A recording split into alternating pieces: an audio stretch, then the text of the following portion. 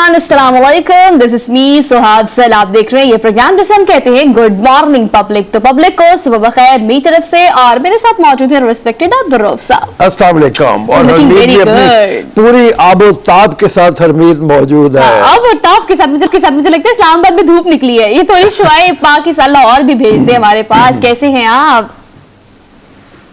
अस्सलाम वालेकुम, सत श्री अकाल, गुड मॉर्निंग। रोज साहब आज कमाल की ठंड है वैसे सोहा।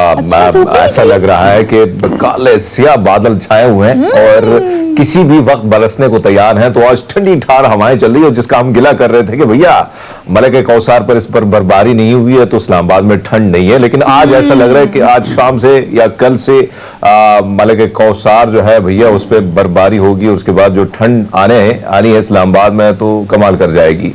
लेकिन बहरहाल रोज साहब अच्छी खबर है और हमारी मईशत के लिए थोड़ी बहुत इसके बारे में ख्याल डिस्कस कर लेते हैं। और रोज साहब खबर यह है कि एक तो 10 अरब डॉलर की सरमायाकारी का ऐलान सऊदी अरब ने कर दिया। और एक और चीज, जो 3 अरब डॉलर हमारे रिजर्व थे हमारे पास सऊदी अरब के इधर पड़े थे, एक तो उन्होंने टाइम मजीद दे दी और दूसरी बात यह है कि 2 अरब डॉलर मजीद पाकिस्तान को उन्होंने देने के लिए जो है ऐलान किया है। तो ये एक अच्छी खबर है। कहीं ना कहीं जो डिफॉल्ट का खतरा, ये जो तलवार लटक रही थी वो अब उससे हम बच के नजर आ रहे हैं। लेकिन इसके साथ साथ एक बुरी खबर भी है, वो सब गैस और जो है मजीद महंगी होने जा रही है। हाँ, 74% गैस के बारे में यह है कि 74% तक महंगाई, ओगरा ने इसकी मंजूरी दे दी है और ये कहा है कि 40 दिन तक अगर हुकूमत ने अप्रूवल ना दी तो ये ऑटोमेटिकली महंगी हो जाएगी। इसका मतलब ये तकरीबन तमाम चीजें, फिर वही जो बात होती है कि एक चीज महंगी होती है, हर चीज महंगी होती चली जाती है। मेरे ख्याल में गैस के बारे में तो ये जो दुनिया के मुख्तलिफ इदारे हैं, आलमी बैंक खासतौर पर IMF, उसका भी काफ़ी अरसे से ये कंडीशन थी कि पाकिस्तान में इसको महंगा किया जाए, बहुत कम नरखों के ऊपर दी जा रही है। तो वो जनाब वो महंगी होगी। फिर वही जो है नॉन बाई एसोसिएशन कहेगी रोटी महंगा कर रहे हैं, बिजली के प्लांट्स जो गैस के ऊपर चलते हैं वहां से बिजली महंगी होगी।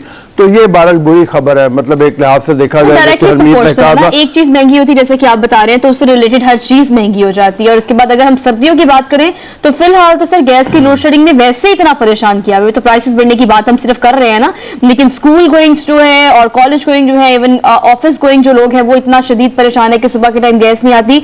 एक स्पेसिफिक टाइम पीरियड दिया जाता है इसमें गैस आती है और घर में मौजूद खवातीन तो इस हवाले से शदीद परेशान है। लेकिन अभी जो कंसर्न डिपार्टमेंट है इस हवाले से अगर आप ओगरा की बात करें तो ये प्राइसेस बढ़ाने की बात तो की जा रही है, लेकिन इससे मुंसलिक फिर हर चीज महंगी होगी। और इसी के साथ साथ सोहा, अगर आपने जो बात की, सबसे बड़ा मसला खवातीन के लिए भी होता है और जो ऑफिस या स्कूल बच्चे जाते हैं। लेकिन जो गैस का इस्तेमाल है अगर हम देखें तो उसमें भी आम जो सिलेंडर लोग मंगवाते हैं तो उसमें भी जो है 5 रुपए फी किलो इजाफा कर दिया गया है। यानी ये हालात है कि जो देहात जहां पे ज्यादा गैस नहीं होती, या यहाँ पे रावलपिंडी इस्लामाबाद की हम बात करें तो यहाँ पे भी लोड शेडिंग जो है बदस्तूर जारी है। तो जाहिर बात है फिर सिलेंडर से गुजारा करना पड़ता है और सिलेंडर जो है वो भी महंगा है। तो महंगाई ओवरऑल बहुत तेजी से बढ़ रही है। सैलरी कम है, लोगों की सैलरी बड़ी नहीं है, चाहे वो गवर्नमेंट सर्वेंट है या वो प्राइवेट सेक्टर में काम करते हैं। और दूसरी जानिब हम देख रहे हैं कि जो मजदूर तबका है वो भी बड़े बुरी तरह मुतासर है। उमूमन हम सुबह की शुरुआत, हमारी कोशिश होती है, क्योंकि बहुत सारे दोस्त मुझसे भी ये गिला करते हैं, रूसा आपसे और सुहा से भी ये गिला करते नजर आएंगे कि आप लोग महंगाई पे या टमाटर की प्राइस पे या प्याज की प्राइस पे बात नहीं करते। लेकिन हमारी शुरुआत ये होती है कि आम आदमी का जो दुख है, जो दुखड़ा है, वो सुबह सवेरे हम सुनाने की हमारी कोशिश होती है कि कम से कम जो ऐवानों में बैठे लोग हैं वो ये सोचें कि किस कर्ब से, किस तकलीफ से आम आदमी गुजर रहा है। और आपको याद होगा अब्दुल रऊफ साहब, आपने भी फैक्ट एंड फिगर्स शेयर किए थे। 30% एक आम लेमैन जो एक जॉब होल्डर है उसके अखराजात में इजाफा हुआ है, लेकिन तनख्वाह उतनी की उतनी है। ये जो एक आपने ये पॉइंट उठाया है, इस पर अगर हम बात करें तो वसाइल उतने के उतने ही हैं और मसाइल डबल हो गए हैं, महंगाई डबल हो गई है, आपके एक्सपेंस डबल हो गए हैं, आपकी खरीदारी कुव्वत खरीद लोगों की इतनी कम हो गई है। अब उस बजट में जहां पर पहले इतना कुछ हो जाता था अब उसमें कुछ भी नहीं होता, तो कुव्वत खरीद जो कम हुई है उसने बहुत मुतासिर किया। कुव्वत खरीद के हवाले से मैं आपको बताऊं हरमीत, लाहौर में अभी विंटर अरूज के ऊपर है और विंटर के कपड़ों की सेल लगनी शुरू हो गई है, जिसका मतलब यह है कि कपड़े उस तादाद में बिक नहीं रहे और दुकानों पे जब जाएं तो लोग ये गिला करते हैं, हाँ लोग ये गिला करते हैं कि ग्राहक उस तरीके से नहीं आ रहा। अब जाहिर है दुकानों पे जो कपड़े, जो रेडीमेड कपड़े हैं, मुख्तलिफ स्टोर गर्म कपड़ों के, वो उन्होंने अपनी एक सेल लगा दी। प्रॉफिट को सामने रख के उन्होंने कीमत लगानी है। कीमत बहुत ज्यादा है। पिछले बरस जो गर्मियों के स्वेटर नए लेने के लिए अगर आप जाएं, जो 5-6 हजार रुपए का मिल रहा था वो 10,000 रुपए का इस वक्त 10,000 स्वेटर मिल रहा है। आप सर्दियों के कपड़े की बात करिए, मैं कॉस्मेटिक्स की बात करूं तो बिल्कुल आपकी बात दुरुस्त है। और जनवरी का महीना सोहा आपने देखा होगा कि वैसे इधर सर्दियां बढ़ जाती हैं, उम्मन ऐसा होता है, बर्फबारी का जो रुख है वो भी इन इलाकों की तरफ होता है। लेकिन अब आपकी बात है कि कल कुछ जगहों पे मेरे दोस्त को वो ब्रांड्स, जो जाहिर बात है कई दोस्तों की ख्वाहिश होती है कि वो ब्रांड से ही चीजें लें, मैं हैरान था कि जो 10 और 12,000 रुपए की चीजें थी उस पर 50% ऑफ लगा के वो जो है बड़े अच्छे प्राइस पे मिल रही थी। तो इस जब मुख्तलिफ मॉल पे हम जाते हैं और पूछते हैं कि क्या वजह है इतना जल्दी आपने सेल लगाया, तो बात आपकी दुरुस्त है रूस साहब कि लोग खरीदने नहीं जाते। लोग जो है वो कोशिश करते हैं कि पुराने जैकेट्स है उनसे ही काम निकलवा के, क्योंकि जाहिर बात है कि एक तरफ तो खर्चात इतने ज्यादा हो गए, ऊपर से आप जैकेट्स लेते हैं तो 7-8 हजार 12,000 की वो जैकेट आपको मिलती है। हरमीत पाजी, इस पर एक और बात ये भी है कि बड़ी तादाद में हमारे इर्द गिर्द ऐसे तबकात भी मौजूद है जो लंडे बाजार से बहुत बड़ी तादाद में सर्दियों के कपड़े खरीदते हैं, लेकिन अब अगर उनके पास जाओ तो उनकी प्राइसेस भी इस तरह से किसी ब्रांड के मुताबिक डबल हुई हुई है, बिकॉज वो कहते हैं एक्सपोर्ट का बड़ा मसला है, कराची से शिपमेंट आने का बहुत मसला है। सर, उनके अपने वैलिड रीजंस है जिसकी वजह से लंडे का कपड़ा भी इतना महंगा हुआ। हाँ, नहीं, हमने पिछले दिनों एक रिपोर्ट भी बनाई थी जो पेश की थी, और वो यही था कि वहां पे भी लोग रो रहे हैं कि लंडे के कपड़े, सेकेंड हैंड कपड़े जो बाहर से आते हैं, इंपोर्ट करके जो लाए जाते हैं, वो भी महंगे हैं और उस हवाले से लोगों को परेशानी है। बहरहाल गैस की जो कीमत के हवाले से हम बात कर रहे हैं, इस हवाले से हरमीत ने जब एक अच्छी खबर की बात की थी और वो ये था कि दुनिया हमारी इमदाद के लिए आगे आ रही है, लेकिन हरमीत में पढ़ा था उसकी डिटेल में कि उन्होंने कंडीशंस बहुत सारी लगाई हुई है। और उन कंडीशंस में ये भी शामिल है कि अपने सियासी हालात बेहतर करें और अपने मुआशी तौर पे जो करप्शन है उसको खत्म करें आप। तो सियासी हालात की जो बेचैनी है इसका असर बाहर की दुनिया में भी पड़ रहा है, वहां पे भी लोग सोच रहे हैं कि ये अजीब हालात के शिकार हैं। और उस हवाले उस सब माजत के साथ बहुत सारी चीजें हम मॉर्निंग शो में बता तो नहीं सकते, लेकिन ये रिपोर्ट्स कहीं ना कहीं हम अखबारों को दे देते हैं, कहीं ना कहीं उस पर स्टोरी कर देते हैं। लेकिन अभी ये जो हुकूमत आई है, मैंने जिन जिन मिनिस्ट्री में जाके देखे हैं हालात, आपको यकीन नहीं आएगा। ये जो बाहर दुनिया वो सोई नहीं है, वो देख रही है सारी सूरत हाल को। इस किस्म की मिनिस्ट्री है जो मुख्तलिफ मिनिस्ट्री है और कुछ ऐसे नाम है, कभी उनका नाम दोबारा उस पर भी कभी स्टोरी करेंगे, लेकिन इस शो में तो नहीं कर सकेंगे। रोसब करप्शन उरूज पर है। जॉब्स जो है बड़ी आसानी से आपको जो है किस किस्म की जॉब्स चाहिए आपको बड़ी आसानी से मिल सकती है, और जो बैचलर हैं यानी ग्रेजुएट है सिंपल, उनको भी इतनी अच्छी जॉब्स जो है वो बड़ी आसानी से सिफारिशों पे और पैसे दे के मिल रही है, चाहे वो सिंध हो या इस वफाक की मैं बात करूं।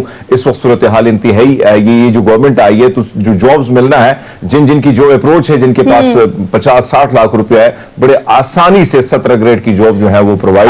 आप जिस ट्रांसपेरेंसी की बात कर रहे हैं ना, इसमें आप जिस ट्रांसपेरेंसी की बात कर रहे हैं कि वो इमदाद, अगर चूंकि तमाम मुस्लिम ममालिक या दीगर ममालिक जो इमदाद के लिए तैयार हुए हैं वो ट्रांसपेरेंसी चाहते हैं, और सिर्फ वो ट्रांसपेरेंसी आप बिल्कुल ठीक कह रहे हैं कि वो उनको नजर आती है कि मुआशी सूरत हाल कैसी है, करप्शन कितनी ज्यादा है, हमारे कंसर्न डिपार्टमेंट्स कितना एक्टिवली काम कर रहे हैं। तो जो हमारा टारगेट, जो हमारा फोकस है कि वो पैसे जो आएंगे वो उन्हीं जगहों पर इस्तेमाल होने चाहिए जहां पर उनकी अशद जरूरत है। तो इस चीज को मेक श्योर वो भी करेंगे। फ्री पैसे देंगे तो उनकी शराइत जो है वो बिल्कुल वैलिड है, उसको पूरा करना भी ज्यादा जरूरी है। खैर, आज देखिए जी, माजी हमारा सामने है। रऊफ साहब को याद होगा जब परवेज मुशर्रफ साहब की हुकूमत थी और वो यहाँ पे इस्लामाबाद में कॉन्फ्रेंस हुई थी, उसमें कमाल के डॉलर्स आए थे, लेकिन वो डॉलर कहाँ गए, कहाँ लगे, कैसे लगे, वो हमें भी पता है, आपको भी पता है, अवाम को भी पता है। आज वो जलजल जदगान जो है वो रो रहे हैं कि हमारे घर आज भी वो बेयार और मददगार बैठे हुए हैं, अपनी मददात उन्होंने कुछ कोशिश, जिनके हवेलियां थी, बंगले थे, उन्होंने झोंपड़ियां बना दी हैं। तो ये सूरत हाल है। यही सवाल दुनिया हमसे भी कर रही है कि भाई पैसा तो जाएगा, लेकिन आप अपने पॉलिटिक्स में तो नहीं लगाएंगे, आप अपने हुजरों में अपने सपोर्टर को तो नहीं देंगे। उम्मूमन यही होता है सोहा, जो सपोर्टर होते हैं उनको उनमें चेक्स बांटे जाते हैं, उन्हीं को ब्लैंकेट्स, जो अच्छे अच्छे ब्लैंकेट्स होते हैं, जो खेमे होते हैं, जो चूल्हे होते हैं, जो खाने की अशिया होती हैं, वो उन सपोर्टर में बांटी जाती है, जो जिसको जरूरत है उसको नहीं दी जाती चीजें। तो इसलिए मेरे ख्याल में शफाफ तरीके से इमदाद को अगर तकसीम किया जाएगा तो ये बहुत बड़ा सवाल है, और वैसे भी इस जवाब के मुंतजर आलमी दुनिया है। खैर, आज एक और खबर की तरफ चलते हैं, और वो ये है कि आज पाकिस्तान ने दूसरा वनडे न्यूजीलैंड के खिलाफ खेलना है और हम बहुत खुश हैं। I am happy to hear this. हाँ, और उस हवाले से ये बताऊं कि 9 मैचेस पाकिस्तान ने मुसलसल जीते हैं वनडे के, और अगर 10वां भाई, मैच टीम भी बहुत जीत अच्छी जाए तो पाकिस्तान का एक रिकॉर्ड हो जाएगा। दुनिया में बहुत कम टीमें ऐसी हैं जिन्होंने मुसलसल 10 मैच जीते होंगे। और दूसरी बात यह है कि अगर न्यूजीलैंड के खिलाफ तीसरा वनडे भी पाकिस्तान जीत जाता है, यानी बाकी के 2 वनडे भी जीत जाते हैं, तो पाकिस्तान की टीम वनडे में नंबर 1 टीम बन जाएगी दुनिया की। तो ये एक रिकॉर्ड के करीब है। अल्लाह करे ये रिकॉर्ड पूरा हो जाए और पाकिस्तान जो है वो जीत जाए। 2:30 बजे के करीब मैच शुरू होना है कराची में। मुंतज़मीन जो है वो इस बात के बारे में काफी पुरजोश है। उनका ख्याल यह है कि बड़ी तादाद में लोग आएंगे स्टेडियम में मैच देखने के लिए। आप जरूर जाइए अगर आपका ताल्लुक कराची से है, जाके अपनी टीम को शाबाश दीजिए, अपनी टीम को आप नारे लगाते हैं। एग्जैक्टली इससे बड़ा आपको पता है बूस्ट होती है।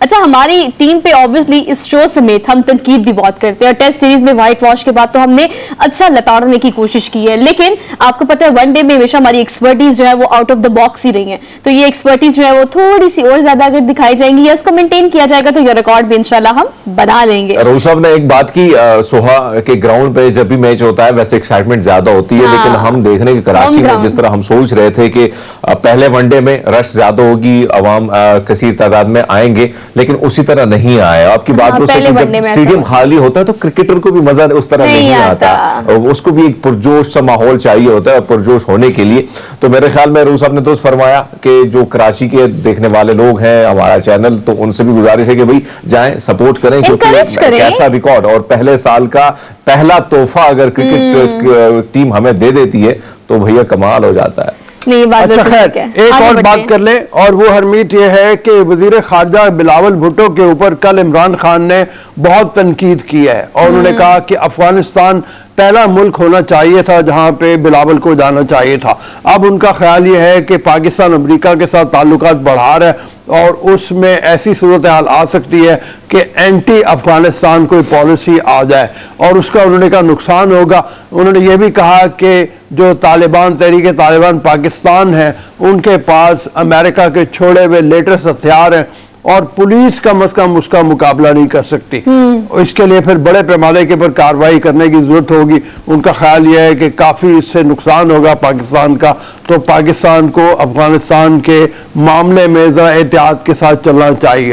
अब ये एक ऐसी चीज है जिसको जी हरमीत जी कंटिन्यू करें। जी जी रोसब, माजरत के साथ खान साहब का ये सॉफ्ट कॉर्नर जो है आपने देखा होगा कि अब जब एमएमए की हुकूमत थी वहां तब भी जो मजहबी जमातें थी उनका ख्याल था कि इनको बिल्कुल फ्री हैंड दिया जाए, इनको छोड़ दिया जाए, ना टच करने दे, क्योंकि अपनी हुकूमत हमने चलानी है। और वही सबसे बड़ी गलती थी कि सवात में जो तालिबान का इकट्ठ हुआ और फिर जो नुकसान हुआ वो सबके सामने है। खैबर पख्तूनख्वा पूरा मुतासिर तक, कोहाट तक तालिबान पहुंच चुके थे और 90 किलोमीटर इस्लामाबाद दूर था। तो अब हम देख रहे हैं कि इमरान खान साहब की जो पार्टी है सबसे ज्यादा टारगेट पीपल्स पार्टी हुई है और एएनपी सबसे ज्यादा टारगेट हुई है। उनके बड़े बड़े लीडर्स, उनके बच्चे, उनके घरों तक तो जो है मुस्मार कर दिया गया था। ये सारी चीजें ऑन द रिकॉर्ड हैं। लेकिन खान साहब कहीं ना कहीं पिछले भी उन्होंने कोशिश, अभी भी जो तालिबान आए सवात में तो बाकायदा महमूद खान और उनकी जो टीम है उन्होंने भत्ते दिए, यानी कुछ करने के बजाय वो सरेंडर पहले से ही कर गए। तो अगर इस किस्म के बयानात आते हैं मेरे ख्याल में ये हौसला शिकनी होगी हमारे सिक्योरिटी इदारों की, हमारे फोर्सेस की, हमारे पुलिस की। मैं नहीं समझता हूं कि खान साहब ने बयान किस इसमें दिया है, लेकिन मैं समझता हूं कि इस वक्त जो सूरत हाल है इंतहाई दहशतगर्द बड़ी तेजी से दोबारा मुनज़्ज़म हो रहे हैं और उनको अगर मुनज़्ज़म होने हमने दिया तो फिर हालात वही होंगे। अच्छा ठीक कह रहे हैं, प्रेशर हो या कोई भी सिचुएशन हो, हमेशा इस तरह की स्टेटमेंट्स जो है इमरान खान की तरफ से आती रहती हैं जो माहौल को काफी डिस्टर्ब करती है। तो आप बिल्कुल कह रहे हैं यकीनन एक हौसला शिकनी हुई है स्टेटमेंट से और ये लोग इसे इस तरह से ही परसीव कर रहे हैं। सर आगे बढ़ते हैं। हाँ, आज एक बड़ा अहम दिन है, इब्ने इंशा जो है उनकी आज बरसी मनाई जा रही है और हम ये एक्सपेक्ट करते हैं कि आप जबरदस्त सा इस पर शेर सुनाएंगे। लेकिन नए साल का जो उन्होंने शेर लिखा वो भी बड़ा खूबसूरत है। एक साल गया, एक साल नया है आने को, पर वक्त का अब भी होश नहीं दीवाने को। जी इंशा साहब की नाम उनका असल में शेर मोहम्मद खान था। हाँ, और इनके मजमूए जो हैं चांद नगर उस बस्ती के कूचे में मतलब इनकी तसानीफ में बिल्लो का बस्ता, दुनिया गोल है, आवारागर्द की डायरी, उर्दू की आखिरी किताब, चलते हो तो चीन को चलिए, इब्ने बतूता के ताक़ुब में इनके सफ़रनामे हैं, शहर होने तक तर्जमा एक रूसी नावल का इन्होंने किया, इंशा जी के खतूत, नगरी नगरी फिरा मुसाफिर इनकी गज़लियात हैं। और इनकी एक गज़ल तो बहुत ही मशहूर, बहुत पॉपुलर हुई थी, इंशा जी उठो अब कूच करो। इस को जो गाया था अमानत अली खान ने, इस शहर में जी को लगाना क्या, बैशी को सुकून से क्या मतलब, जोगी का नगर में ठिकाना क्या। अमानत अली खान साहब की आवाज में इसने तहलका मचा दिया था। और इसको बाद में असद अमानत अली जो हैं, अमानत अली खान के साहबजादे, वो भी गाते रहे हैं। मौका मिला तो आपको सुनवाएंगे भी। लेकिन इंशा जी की आज बरसी है 44वीं, और उस हवाले से हम उनको याद कर रहे हैं। आज एक और खबर शेयर कर लेते हैं। सब वैसे इंशा जी के साथ हमारी अगर हम देखें तो जाहिर बात है, जब हम स्टूडेंट थे 9 जमात में, 9 क्लास में, पहला इनका सब्जेक्ट था चलते हो तो चीन को चलिए। बड़े कमाल तरीके से इन्होंने लिखा था, और उसमें चीन की सकाफत के हवाले से बहुत सारी, तो वो आज भी हमें वो चीजें याद इसलिए आती हैं कि स्कूल के जमाने की चीजें रट्टा, क्योंकि जाहिर बात है रट्टा भी लगाना होता था, क्योंकि उस जमाने में ये चीज बड़े तो रोज़ा बड़ा अच्छा वो था। तो आपने जब जिक्र किया तो मुझे वो सब्जेक्ट याद आ गया। तो वाकई में एक बहुत बड़ा नाम अदब के हवाले से, उर्दू अदब की अगर बात की जाए, और कमाल की उनकी खिदमात थी। और वो खिदमात आज भी अगर हम देखें तो उनको उसी तरह ज़ौक शौक से पढ़ा जा रहा है। जो लोग ज़ौक रखते हैं पढ़ने का, किताबें बिल्कुल। आज मुझे उम्मीद है हल्का अरबाब ज़ौक़ में यहाँ पे उनकी याद में मुनक़द किया जाएगा, कोई ना कोई जलसा होगा, और लोग उनको याद करते हैं। उनकी किताबों के हवाले से भी बहुत दोस्ती थी इंशा जी की अशफाक अहमद मरहूम से, और उनकी दोस्ती के बारे में लोग बहुत बातें करते थे। इंशा को जब उनकी बड़ी उम्र में कराची से आए थे तो माइल करने में सूफीज़म की तरफ अशफाक अहमद का बहुत हाथ था, और इंशा आखिरी उम्र में काफ़ी सूफीज़म की तरफ माइल हुए थे। तंज़ीह अंदाज में उन्होंने बहुत कुछ लिखा, जैसे चलते हो तो चीन को चलिए ही की बात हो रही है। यह उर्दू की आखिरी किताब, आप उसको पढ़ें हंस के लोटपोट हो जाता है आदमी। लेकिन संजीदा गज़लों में, जैसे मैंने अभी जिक्र किया, इंशा जी उठो अब कूच करो, इस शहर में जी को लगाना क्या, ऐसी मतलब दर्द भरी आवाजें भी उनके अंदर से निकलती हैं। आगे चलते हैं जी। अफसोसनाक खबर है सर हमारे पास आज, एक मज़ाहिया अफसोस वाली खबर भी है कि हमारे जो कॉमेडियन भी कह लें और मज़ाहिया अदाकार भी कह रहे हैं, माजिद जहांगीर जो है वो इंतकाल कर गए हैं। और इंतकाल की वजह ये रही कि कुछ दिन पहले फ्रैक्चर हुआ, उन्हें अपने घर में मौजूद थे, बेड से गिरे और कमर रीढ़ की हड्डी जो है वो फ्रैक्चर हुई। लेकिन उससे पहले दिल के आर्जे में भी वो मुब्तला रहे हैं और अब इस जहान फानी से कूच कर गए हैं। हम उनके ख़ानदान से इस हवाले से कि अल्लाह पाक उन्हें जन्नतुल फिरदौस में आला मकाम अता फरमाए, उनके ख़ानदान को सब्र जमील अता फरमाए।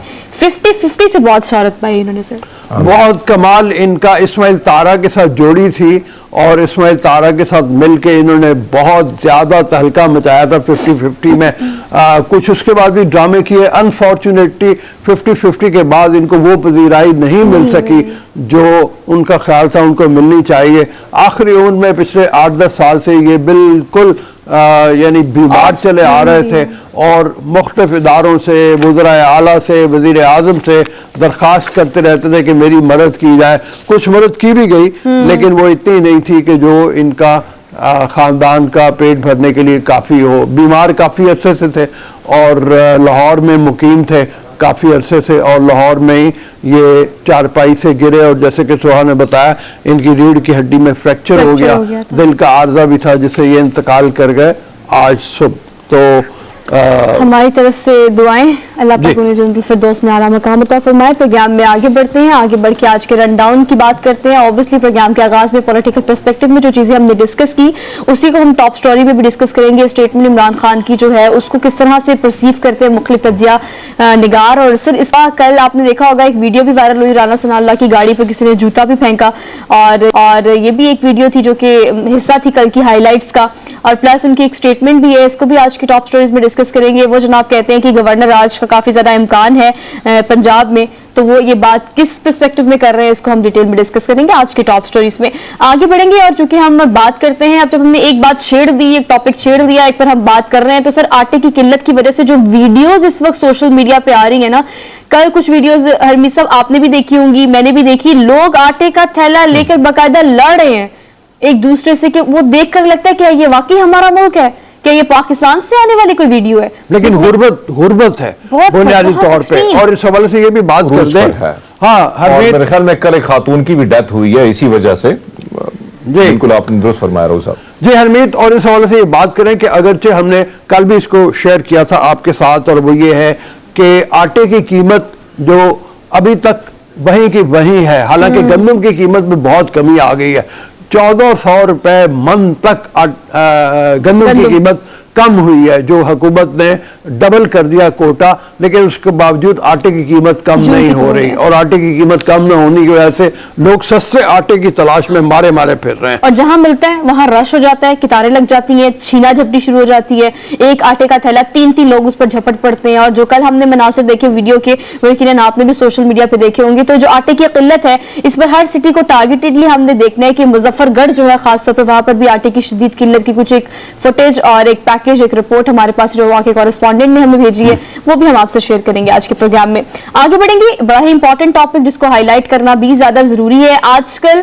सॉरी टू से, लेकिन आपको पता है कि हामला खवातीन जो है वो या तो बेड रेस्ट को तरजीह देती हैं, लेकिन अगर अपने अम्मा को देखें, घर के बड़ों को देखें, तो वो कहते हैं कि प्रेगनेंसी जो है वो बेसिकली एक बीमारी नहीं है, ये एक ऐसी चीज है जिसको 9 माह आपको चेरिश करना चाहिए। तो हामला खवातीन के लिए वर्कआउट या काम करना या मूवमेंट कितनी ज्यादा जरूरी है, इसको डिटेल में डिस्कस करेंगे आज के हम टॉप स्टोरी में। एक डिटेल सेगमेंट होगा इस पे।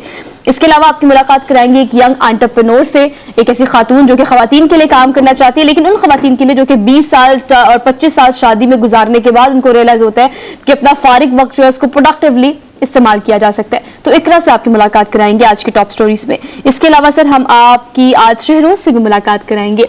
K2 हो, माउंट एवरेस्ट हो, या दुनिया की 11वीं बुलंद तरीन चोटी हो, कोई भी हो, इनके लिए लगता है सर बस ये टेक इट इजी, बहुत नॉर्मल काम है। दौड़ते हुए चढ़ जाएंगे वैसे, मैं तो सोचती हूँ कि चलो नारायण का गान भी जाना है, या अगर नथिया गली भी जाना है, तो इतनी ठंड में बंदा कैसे एग्जिस्ट करेगा। लेकिन ये जनाब जी हर टोटी सर करने के बाद अब आज हमारे साथ शो में होंगे, ऑन सेट होंगे, तो उनसे आपकी मुलाकात कराएंगे। चलिए सर आगे। आज की डेली डोज की पहले सर इतनी स्मेली है, उफ अल्लाह, पहली खबर इतनी स्मेली है, मैंने तो कहा अपनी टीम से कि पहली खबर ही आपने खुशबू से शुरू होना चाहिए था शो। लेकिन चलिए जी, एक ऐसा फूल जो कम से कम 7 से 10 साल बाद खिलता है और सिर्फ 48 घंटे के लिए खिलता है, लेकिन जब वो खिलता है ना सर, तो आपको पता है इतनी स्मेल करता है। आई मीन ये बदबूदार एक ऐसा फूल है जो कि साल में सिर्फ एक ही दफा, मतलब आपको कई सालों में सिर्फ एक दफा खिलता है। लेकिन हैरानगी वाली बात यह कि इसको सूंघने के लिए, इसको देखने के लिए लोगों ने उस दिन कितारें लगा ली, और उसको कितार में मतलब ऐसे कि बहुत ज्यादा इंटरेस्टिंग चीज है ना, तो लोग उसको फिर देखने के लिए वहां पर पहुंचे। कोई शाख सर कोई उसकी मतलब वो तने, एक ही तना होता है, कोई शाख नहीं होती, और ये इस तरह से खिलता है जिस तरह से अभी खिल रहा है। और इसकी स्मेल इतनी दूर तक जाती है कि वहां जो चिड़िया है या जो चरिंद परिंदे हैं उनको खींच कर अट्रैक्ट करके अपनी तरफ लेके। अच्छा, वैसे सोहा हमारे इलाके में ऐसा एक दरख्त है रूह साहब कि सावन का जब महीना होता है, और वैसे भी जंगली इलाका है, लेकिन वहां पे पूरे जंगल में कहीं ना कहीं 2-3 दरख्त आपको जब आप गुजरते हैं वहां से, तो उसकी स्मेल है वो तकरीबन 2-3 किलोमीटर तक वो आपको ना डिस्टर्ब करती है। और यकीन माने कि बड़ा मुश्किल होता है, लेकिन यहाँ पे मैं वीडियो में देख रहा हूँ कि लोग सूंघने के लिए खुद पहुंचे हैं। हम तो वहां से भागते हैं कि उस दरख्त के रास्ते से ही ना गुजरे, और यहाँ पे अमेजिंग है ये। वैसे लोग हाँ बस वो लोग क्योंकि इसका ताल्लुक ऑस्ट्रेलिया से नहीं है पौधे का, हाँ। जिसके ऊपर ये फूल खिलता है। ये एडलेड के नबाताती बाग में ये उगरा है, और इसका ये है कि इसके बीज मुख्तलिफ जगहों पे, ये इंडोनेशिया से इसका ताल्लुक है, वहां पे सुमात्रा के इलाके में ये उगता है, और इसके बारे में काफी दुनिया में मशहूर है। कहते हैं दुनिया का बदबूदार तरीन और बड़ा भी बहुत बड़ा साइज का होता है। एक ही तना है, कोई शाख नहीं है इसकी, और ये फूल जो खिल रहा है, आप देखिए इंटरेस्टिंग बात ये भी, जैसे मैंने आपको पहले बताया कि 48 घंटे के अंदर वो मर जाता है, इससे हाँ। इसे मुर्दा फूल भी कहते हैं। लेकिन सर मैंने सारी मतलब गंदी बातें मैंने बतानी है इस पूरी स्टोरी में। सर इसकी स्मेल ऐसी होती है कि जैसे कहते हैं चूहे मरे होते हैं चूहे जैसे मरे होते हैं ना, वैसी इसकी स्मेल होती है। कई लोगों ने मतलब कहा है कि नाश्ता करेंगे, हाथ जोड़ रहा हूं, बेनती कर रहा हूं, इतनी बात तो बहरहाल मुर्दा फूल भी इसको कहा जाता है, और ऑस्ट्रेलिया के लोगों का भी कमाल है भाई, कतारों में लग के उसकी बूंद सूंघने जा रहे हैं, हाँ। देखने जा रहे हैं। ये भी सर हाइट ऑफ कॉन्फिडेंस है भाई, आप में अनोखी चीज है, लेकिन लोग देखिए उस अनोखी चीज को भी शौक और ज़ौक से देखने के लिए वहां पहुंचे। ये कितारें भी हमने आपको दिखाई, फूल भी हमने दिखाया। अब फौरी तौर पर अगली खबर पर चलते हैं, इससे पहले कि जरा ज्यादा ही हो जाए। अच्छा जी, अगली खबर जो है वो आजकल के चोर भी बड़े सर एक्सक्लूसिव से चोर हैं। छोटी चोरी तो करते ही नहीं है ना, अब देखिए इंटेलेक्चुअल चोरी की है। अब ये चोर जो है बताती हूँ, ट्रक के ताले तोड़कर, जो मजबूत तरीन ताले होते हैं, 9 करोड़ पाकिस्तानी रुपीस की पेंटिंग्स चोरी करके ले उड़े। पेंटिंग्स भी आम पेंटिंग्स नहीं है, हाँ, क्लासिक्स में जिनका शुमार होता है, दुनिया की बड़ी तरीन पेंटिंग्स, महंगी तरीन पेंटिंग्स, उनको जनाब इन्होंने चोरी किया है और ट्रक में लाद के एक जो वो अपने सफर पे जा रही हैं, रास्ते में कहीं वो रुके हैं ट्रक वाले, और उनका ख्याल ये था कि बड़ा हमने अच्छा इंतजाम किया हुआ है, ताले लगे हुए हैं मजबूत, ट्रक के अंदर ये मौजूद है। और दुनिया की ये पेंटिंग जो है, मोमिन अमला शाम को एक होटल में रुका था और वहां पे जनाब ताले तोड़ के ले गए वो सर। लोग। अमरीकी बड़े बड़े पेंटर्स की पेंटिंग है, मतलब आप जैसे कह रहे हैं ना कि आम पेंटिंग्स भी नहीं है, और ऊपर से मेरे ख्याल से इसको किसी म्यूजियम से किसी दूसरे म्यूजियम शिफ्ट किया जा रहा था। अब तक ये नहीं बताया गया कि कहां से कहां शिफ्ट किया जा रहा था, लेकिन जो अमले, आप बिल्कुल ठीक कह रहे हैं, इस हवाले से हरमीत बहुत मुतमईन थे कि बड़े बड़े ताले लगाए हुए हैं, आराम से पेंटिंग्स को सेव किया हुआ है, और जो है वो $4 लाख बेसिकली में पहले से प्लानिंग थी कि भैया इसमें वैसे भी जो पेंटिंग जा रही हैं तो है बड़ी भारी कीमत की। सर मुखबरी भी ऐसे काम होते हैं ना, प्लानिंग तो थी पहले से, हाँ मोहबरी का काम है। लेकिन आप देखें ना कि प्राइस 9 करोड़ रुपए की पेंटिंग, भाई कमाल है, चोर रातों रात अमीर हो गए। अभी तक नहीं, वो हरमीत पता नहीं उन्होंने करना क्या है, क्योंकि अगर प्राइवेट किसी को अगर बेचेंगे, किसी के प्राइवेट घर में लगी हो तब तो ठीक है, लेकिन जैसे ये पेंटिंग्स, क्योंकि दुनिया की मशहूर तरीन पेंटिंग्स में शुमार होता है, अगर किसी म्यूजियम के लिए खरीदी जाएंगी या बाजार में ऐसी जाके फरोख्त करने के लिए कोई जाएगा तो पकड़ा जाएगा, क्योंकि ये आम पेंटिंग्स नहीं है। जैसे घड़ी आम नहीं थी ना सर, घड़ी भी बेची तो पहुंच ही गई थी हम तक। इस तरह से पेंटिंग्स भी किसी को बेचेंगे तो कोई ना कोई खरीदार या जो बेचेगा वो सामने आ ही जाएगा। खैर, इसमें अमेरिकी फनकार अर्नेस्ट मार्टिन की पेंटिंग भी शामिल है, मशहूर तख्लीक इनकी है, जोसेफ हेनरी शार्प की तख्लीक भी है इसके अंदर, लैंडस्केप पेंटिंग भी इसमें मशहूर, इरविंग कॉज की मशहूर पेंटिंग है वो भी शामिल है। तो ये बड़े पेंटर्स हैं, अमेरिका के सबसे बड़े मायानाज पेंटर्स जो हैं, जो इनका शुमार चोटी के पेंटर्स में होता है, तो बेसिकली उन सब की पेंटिंग्स हैं ही बहुत कीमती, और टोटल $4 लाख बनते हैं, जो कि पाकिस्तानी 9 करोड़ बनते हैं। तो जी चोरों की तो पता नहीं क्या करेंगे वो इससे। खैर आगे बढ़ते हैं, एक और खबर आपको देते हैं। अगली खबर जो है बेसिकली वो एक एयरलाइन से है, और एयरलाइन जो है वो भारत की है। क्या ही सर इनकी बात है, आप देखिए जहाज उड़ गया, 50 मुसाफिरों को बस में छोड़ के चला गया। उनकी हालांकि सर बोर्डिंग भी हुई, उनकी सारी फॉर्मेलिटीज भी हुई, जो आपकी एयरपोर्ट पे होती है टर्म्स एंड कंडीशन, सबको पूरा किया। वो बस से जहाज में चढ़ने वाले थे, जहाज ने कहा no there is no seat, sorry, हम उड़ने लगे, उड़ के चले गए। कप्तान साहब को पता नहीं क्या जल्दी पड़ी थी हरमीत की, उन्होंने सोचा होगा तो भारत की एयरलाइन है। हाँ। और बाद में एयरलाइन को इतनी मुश्किल में उन्होंने डाला, गो फर्स्ट एयरलाइन है जिसके ये जहाज में वाकया पेश आया, और लोगों ने फिर उसके वजह ट्वीट्स किए हैं। मोदी अपने प्राइम मिनिस्टर को भी उन्होंने ट्वीट किया कि ये क्या किया। गो फर्स्ट के बारे में बहुत ज्यादा कैंपेन नेगेटिव चली है, और बेंगलुरु से दिल्ली जा रही थी ये परवाज, और ये जनाब ये हजरत साहब जो हैं इन्होंने मुसाफिरों को छोड़ा, सब कार्रवाई अपनी मुकम्मल कर चुके थे, और फिर बोर्डिंग हो गई हुई थी, और सब वैसे भी इंतजार करना बड़ा मुश्किल होता है। और जब आप एयरपोर्ट पे हो और आप इंतजार, क्योंकि वैसे भी ज्यादा उम्र यही होता है कि 1 घंटा 2 घंटे, अक्सर और भी से ज्यादा भी डिले हो जाते हैं, और कभी कभी हमें याद है कि 6-6 घंटे भी हमें लग जाते थे एयरपोर्ट पे बैठे बैठे। आप इंतजार करें और फ्लाइट पहुंचे और आपके उड़ान का टाइम हो और अचानक वो उड़ के चली जाए, फिर आपको ऐसे ही छोड़ दो, बड़ा मुश्किल होता है। वैसे तो बड़े दुख भरी कहानी है जो मुसाफिरों के साथ। ऐसी बात नहीं है, ऐसे दिल्ली में कोई ना कोई काम होगा, कोई ना कोई ऐसा काम जिसके लिए उनको फौरी तौर पर पहुंचना होगा, इसलिए उन्होंने बाकी 50 मुसाफिरों का कोई ख्याल नहीं किया। खैर अब देखिए क्या रिपोर्ट होती है आपकी। अगली खबर पर चलते हैं। अगली खबर बड़ी इंटरेस्टिंग सी है, भूल भुलैया 2 आपने मूवी देखी है सर? भूल भुलैया मैंने देखी है, बिल्कुल। जी मुझे लगा आप हॉलीवुड ज्यादा पसंद करते हैं, लेकिन बॉलीवुड की मूवी भूल भुलैया 2 और कार्तिक आर्यन की है, और मेरे ख्याल से कृति है इसमें, उन्होंने दोनों भारतीय अदाकार और अदाकारा है, और इनकी मूवी बड़ी अच्छी है। उसमें एक विलन कैरेक्टर है मंजुलिका, मैंने पहली देखी है, मैंने दूसरी देखी है, दूसरी में आती है मंजुलिका। मंजुलिका देखिए अच्छा, यार। बड़े मजे की हैं। बस फिर हम तीनों ने देखी हुई, इसका मतलब हम तफसीला ज्यादा अच्छा कर सकते हैं। खैर ये मंजुलिका जो है सर, ये तो आपने मूवी में देखी होगी ना। अब ये एक भारत की ऐसी खातून है जो कि काफी ज्यादा उस कैरेक्टर में घुस गई है सर। वो क्या करती है, वो ये गेटअप पूरा करती है वहां पर जो राजस्थान में मेरे ख्याल से एक हवेली है सर, उसके इर्द गिर्द चक्कर लगाती है और लोगों को डराती है, और फिर ये वीडियो बना के जो है ना उसे सोशल मीडिया पे लगा दी है। और जो लोगों ने वो ऐसा ऐसा तबसरा दिया है, लोगों ने उसकी आर्ट को बड़ा पसंद भी किया, लेकिन कुछ लोगों ने कहा कि हवेली के अंदर जो लोग रहते हैं वो नाजुक दिल के भी हो सकते हैं। देखिए सर कैसे डरा रही है। तो ये भरतपुर की हवेली है जी, राजस्थान अच्छा, के वैसे इलाके। ये सोहा 2003 की बात है। इसी तरह इस किस्म की जो ड्रामे बड़े ज्यादा उस जमाने में जी टीवी पे आते थे, तो एक कैरेक्टर हमारे गांव में भी इस तरह बना और उसने कोशिश की हर शख्स को डराने की, और फिर वो गांव के शरारती हाथ लड़कों के हाथ है वो कैरेक्टर लगा और उसकी जो मरम्मत हुई, तो मेरे ख्याल में ये जो है ये कैरेक्टर निभा रही है। वाकई में राजस्थान के जो इलाके हैं, हवेलियां हैं, खौफनाक सी भी हैं, पुरानी भी हैं, और अगर आप फिल्म को देखेंगे, फिल्म की एक एक मनाजिर जिसको फिल्माया गया बड़े कमाल तरीके से, और वैसे भी खौफ तारी हो जाता है जब एक एक कैरेक्टर सामने आता है उसमें, और उसमें जो हवेलियां हैं।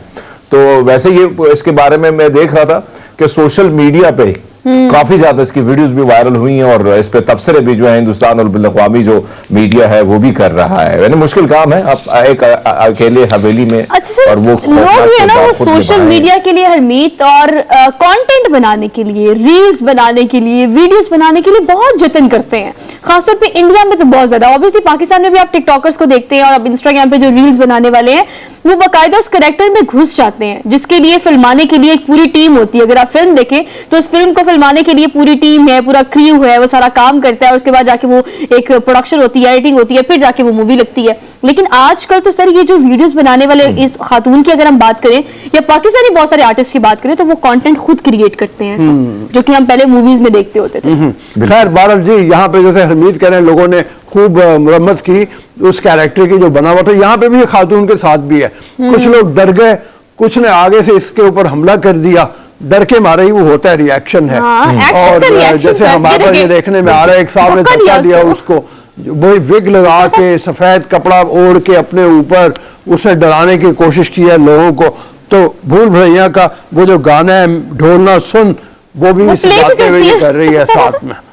तो हाँ, लेकिन अच्छा है यार, बहरहाल जरूरी नहीं है कि आप अगर कोई सॉन्ग भरें और कोशिश करें कि वो उसके नताइज वही हों जो फिल्में होते हैं, तो वो पूरे भी हों।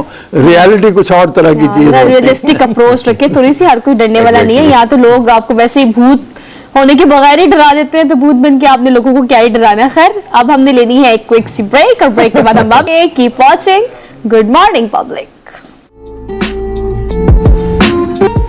जी अस्सलाम वालेकुम जी। ब्रेक के बाद हामिद खान अल मशरकी हमारे साथ मौजूद है। मुल्क की सूरत हाल जिस तरह की है, जैसी सियासी इस वक्त दंगा मुश्ती हो रही है, और पंजाब में खास तौर पे फोकस है इस वक्त, फिर से उस हवाले से बात करेंगे। जनाब ये फरमाइए, आज नोटिफिकेशन जो होना था वज़ीर आला का, उस हवाले से नोटिफिकेशन के मुतालिक आज समाअत होनी है केस की, और ये कहा गया था वज़ीर आला को, चौधरी परवेज इलाही को, कि एतमाद का वोट लें 11 से पहले, जो उन्होंने नहीं लिया।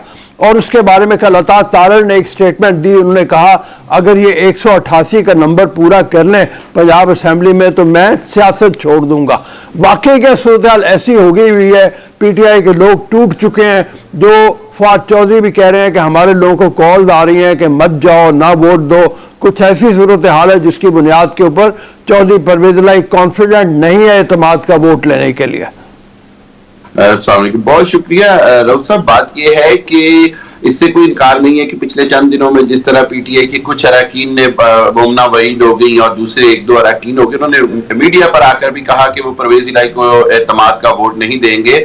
और इसी तरह नजर आ रहा है कि 186 का जो फिगर है वो पूरा करना इस वक्त परवेज इलाही साहब के लिए बहुत मुश्किल है। वहीं पर एक और अहम बात मैं आपको बताता चलूं कि खुद पीटीआई के हलकों के अंदर एक बात बार बार उठाई जा रही है कि एक जानिब तो परवेज इलाही ये चाहते हैं कि असेंबली भी ना तोड़ी जाए, और दूसरी जानिब वो वादा करते हैं कि जी असेंबली तोड़ दी जाएगी। इमरान खान ये कहते हैं। तो इस हवाले से मुझे एक बदएतमादी भी कहीं ना कहीं मुझे महसूस हो रही है। और तीसरी बात यह है कि परवेज इलाही ने तो ये स्टांस ले लिया कि जी मुझे कहा ही नहीं गया एतमाद का वोट लेने का, और इसी उम्मीद के साथ वो आज हाई कोर्ट में जा रहे हैं कि जी लार्जर बेंच इस मामले को इस तरह देखे कि जी जिसमें मुझे एतमाद का वोट नहीं लेने की जरूरत, क्योंकि हालात इसकी फेवर में जाते हैं परवेज इलाही की।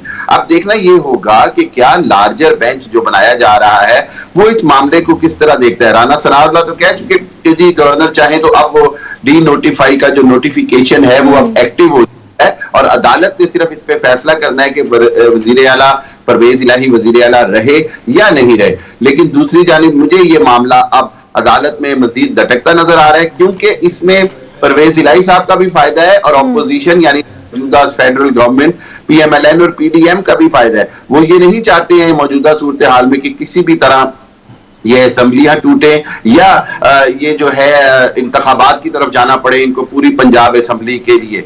और परवेज इलाही साहब ऑब्वियसली उनको भी यही लग रहा है कि ये उनका एक चांस है, वो शायद परफॉर्म कर सकते हैं और उनको टाइम मिल जाए ताकि जब तक जनरल इलेक्शन ना हो वो बहसीयत वजीर आला काम ये कहिएगा सारे सिनेरियो में उसके बावजूद भी कि कोई वे आउट काफ लीग को नजर नहीं आ रहा है, इतनी करंट सिचुएशन के बावजूद भी जो है इस वक्त काफ लीग या परवेज इलाही साहब भी चाहते हैं कि अपने आप को PTI के साथ ग्लूड ही रखे।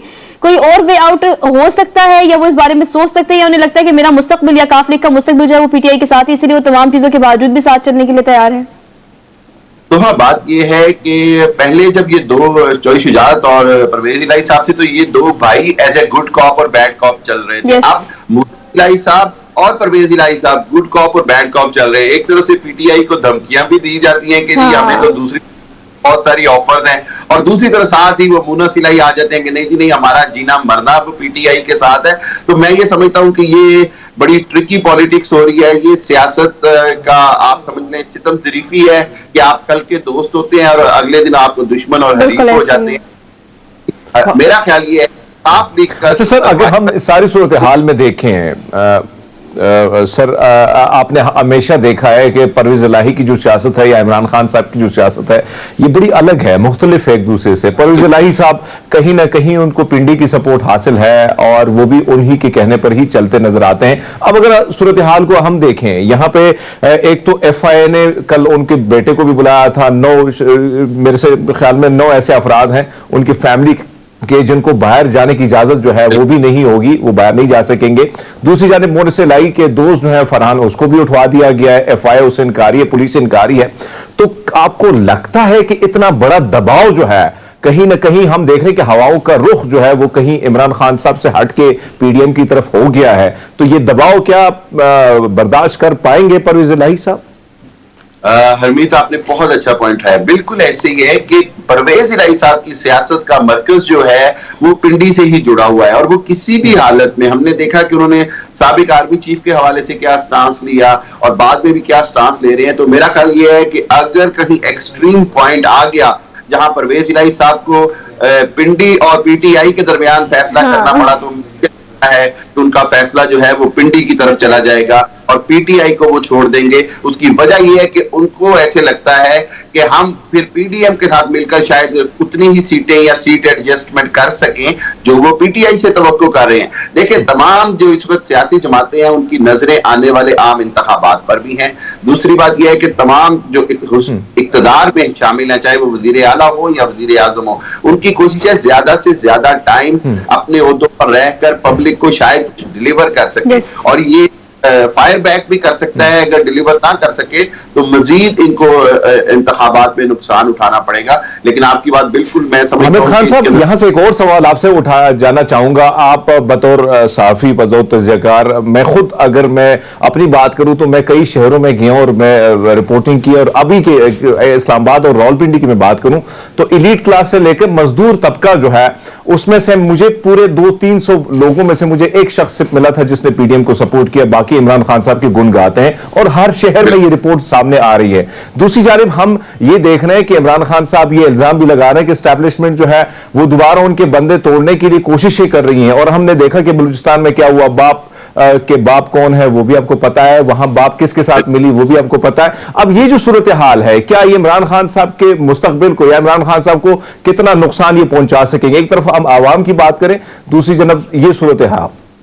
हरमीत, मैं आपको एक बात कहूं, दुनिया की तारीख गवाह है कि जब भी पब्लिक पॉपुलर लीडर के खिलाफ किसी भी तरह की कोई ताकत आजमाई गई है तो उसका नुकसान मुल्क को भी हुआ है, उस कौम को भी हुआ है और खुद उस ताकत को हुआ है जिसने ये कोशिश की है। मैं ये समझता हूं कि this is the time when they need to realise, उनको ये समझना पड़ेगा कि आपने अगर पब्लिक पॉपुलैरिटी के साथ नहीं चलेंगे तो खुद आप अपनी साख को मुश्किल में डालेंगे, आप अपने डालेंगे। और इमरान खान साहब की जो पब्लिक पॉपुलैरिटी है, इसीलिए इमरान खान बार बार इलेक्शन का मुतालबा कर रहे हैं, क्योंकि उनको पता है इतना डिले होगा, जिस तरह आपने कहा कि मुख्तलिफ हेले बहानों और तरीकों से इनकी पॉपुलैरिटी और इनके वोट बैंक को खत्म करने की कोशिश जाएगी, चाहे उनके अराकीन तोड़े जाएं, चाहे उनकी लीडरशिप में दरार डाली जाए या कुछ भी किया जाए। तो इमरान खान इसलिए जल्दी इलेक्शन चाह रहे हैं हर सूरत। लेकिन यहाँ एक बात बताता चलूं कि मैं ये समझता हूं कि अगर इमरान खान की पॉपुलैरिटी को अननेचुरल तरीके से खत्म किया गया तो इसका नुकसान जो है वो मुल्क के जमहूरी सिस्टम को होगा, यानी डेमोक्रेसी को होगा। डायरेक्टली लोगों का एतबार वोट डालने से उठ जाएगा, वोट की ताकत से उठ जाएगा जो पहले ही उठा हुआ है। तो उसको एतबार को रिस्टोर करने की जरूरत है, ना कि मजीद खराब करने की। अब ऐसे में जबकि केसेस खुले में हैं, 50 के करीब केसेस हैं इमरान खान के ऊपर, जिसमें तोशा खाना का केस भी है, टेरियन वाइट के मुकदमे में भी उनको तलब किया गया था, वो भी मुकदमा है। उसके अलावा बेशुमार और चीज़ें हैं। अभी परसों जो इलेक्शन कमीशन ने जो वारंट जारी किए वो केस भी है। तो ये केस कितना डैमेज करेंगे इमरान खान साहब को?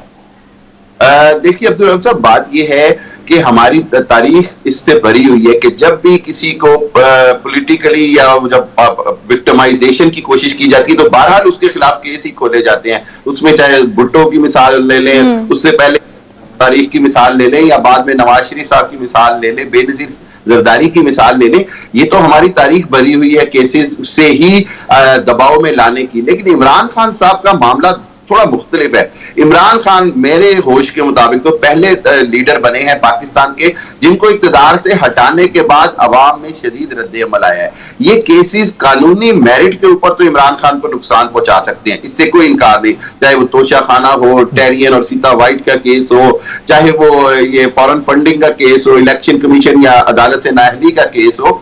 लेकिन politically public popularity Imran Khan की मेरा ख्याल है इससे बहुत ज्यादा डैमेज नहीं होगी। हमने ऑडियो वीडियोस के आने से भी देख लिया, उसके अंदर क्या हकीकत थी क्या नहीं थी, वो सारे सवालात के साथ ये नजर आया कि पब्लिक का जो खास जो सपोर्ट है वो वहीं की वहीं रही। तो मेरा ख्याल ये है कि जब इस तरह के मामला हो तो खुद अदालतों को भी मेरिट को देखना पड़ता है, साथ साथ ये देखना पड़ता है कि वो क्या उर्दू में कहते हैं कि बड़े मेहरबानी सर, थैंक यू सर, बहुत मेहरबानी। हालात के बावजूद भी हमने देखा कि पॉपुलैरिटी ग्राफ्स जो ex prime minister Imran Khan साहब का उसको ऐसे कोई डिस्टर्बेंस नहीं हुई, लेकिन बहुत स्टेटमेंट ऐसी होती हैं जिससे डिस्टर्बेंस हो सकती है, तो थोड़ा सा एहतियात करनी चाहिए। हमने एक क्विक से ब्रेक लेनी है, वापस आते हैं। Keep watching good morning public. Welcome to the show after the break. पहाड़ों पे जाने का शौक तो तकरीबन सभी को होता है, लेकिन ऊंचे पहाड़ों पे चोटियां सर करने का शौक किसी किसी को होता है। और उसकी वजह यह है कि इसमें खतरे बहुत ज़्यादा हैं। उसको हौसला बहुत बड़ा चाहिए, प्रैक्टिस बहुत ज़्यादा चाहिए, और मैं हमें प्रैक्टिस से भी ज़्यादा एक विल के मैंने करके छोड़ना है। अब विल भी ऐसी कि दुनिया की 14 बड़ी चोटियों के बारे में कहा जाए कि मैंने इनको सर करना है, और 10 चोटियां सर कर ली हों। ये जनाब शहरोज़ काशिफ हमारे साथ मौजूद हैं जो 10 चोटियां सर कर चुके हैं, कम उम्र तरीन दुनिया के को पैमा जिन्होंने ये काम सर अंजाम दिया है, और आगे भी का हौसला बहुत ज़्यादा है। अगरचे पिछले चंद दिनों में पिछली बार एक्सपीडिशन में ज़ख्मी भी हुए, इनको बहुत शदीद चोटें आई। लाहौर से इनका ताल्लुक है, धर्मपुरा के इलाके से, लेकिन इनके हौसले पस्त नहीं हुए। तो इनसे चल के इनकी सक्सेस स्टोरी सुनते हैं, और ऊपर जाके क्या मंजर होता है दुनिया का उस बारे में बात करते हैं। चलो, तो बड़े हौसले की दाद आपकी देनी चाहिए कि जिस तरीके से आपने अपना नाम रोशन किया, अपने माँ बाप का नाम रोशन किया, पाकिस्तान का नाम रोशन किया, और फिर हौसला, उसकी जितनी भी दाद दी जाए कम है। ये हौसला आया कहाँ से है? आई थिंक किसी भी चीज़ को करने के लिए सबसे बड़ी चीज़ होती है इंसान की विल पावर, और जब आप as a career, as a ambition और एज अ पैशन लेके चलते हो, तो I think there are like different combinations of these elements जहाँ कहीं ना कहीं जो आपके काम आते हैं। तो सेम मेरे साथ भी ये था कि एक जज्बा था, लेकिन जज्बे के साथ साथ जो था वो एक गोल था, एक एम था, एक डिटर्मिनेशन थी, टॉलरेंस था। तो ये सब चीज़ों को मिला के जो है वो आई थिंक कामयाबी मिली मुझे। अच्छा शिरोज, ये बताएं K2 और माउंट एवरेस्ट की अगर हम बात कर लें, फर्स्ट ऑफ ऑल, क्योंकि वो एक ऐसे हैशटैग नेम्स हैं कि कोई भी कोह पैमाओ सबसे पहले इसी बारे में सोचता है। जब वो सर की और वो क्या टारगेट्स थे, वो एक्सपीरियंस कैसा था? People want to know about that. देखिए, माउंट एवरेस्ट की अगर मैं बात करूं तो दुनिया की बुलंद तरीन चोटी Yes. है, नो डाउट। लेकिन एज़ कम्पेयर टू K2 की बात करो, माउंट एवरेस्ट इज़ ईजियर मेरे पर्सपेक्टिव से, क्योंकि कुछ क्लाइंबर्स को K2 इजी लगा, कुछ क्लाइंबर्स को माउंट एवरेस्ट इजी लगा। तो मेरे पर्सपेक्टिव से, और मोस्टली अगर आप इस चीज़ का सर्वे किया जाए तो माउंट एवरेस्ट लोग कहते हैं कि easy because it's well commercialise, but still it's an 8000 metres peak, 8848। तो इतनी हाइट जो है वो इंसान इतनी हाइट के लिए बना ही नहीं है, पहली बात तो ये है। और दूसरी बात ये है कि मेरा माउंट एवरेस्ट का एक्सपीरियंस जो था वो ऐसा बहुत फिट रहा, क्योंकि नेपाल मेरा फर्स्ट टाइम था और international climb, international exposure gain करना, डिफरेंट क्लाइंबर्स के साथ बैठ के बात करना। तो you know a part of summit जो है वो ये चीज़ें इंसान को बहुत हेल्प करती हैं दुनियावी मामलात में, जिस तरह एक्सपोजर, कॉन्फिडेंस, बात करने का तरीका, और डिफरेंट सोसाइटीज़ में बैठ के उनकी कोई अच्छी चीज़ को अडॉप्ट करना। तो मेरे लिए बहुत बड़ी बात थी। लेकिन अगर की जाए बात K2 की, तो K2 is something different man. K2 is a savage mountain, ठीक है, और चैलेंजिंग है बहुत ज़्यादा। Challenging every mountain is challenging, लेकिन K2 जो है ना वो itself is a big thing.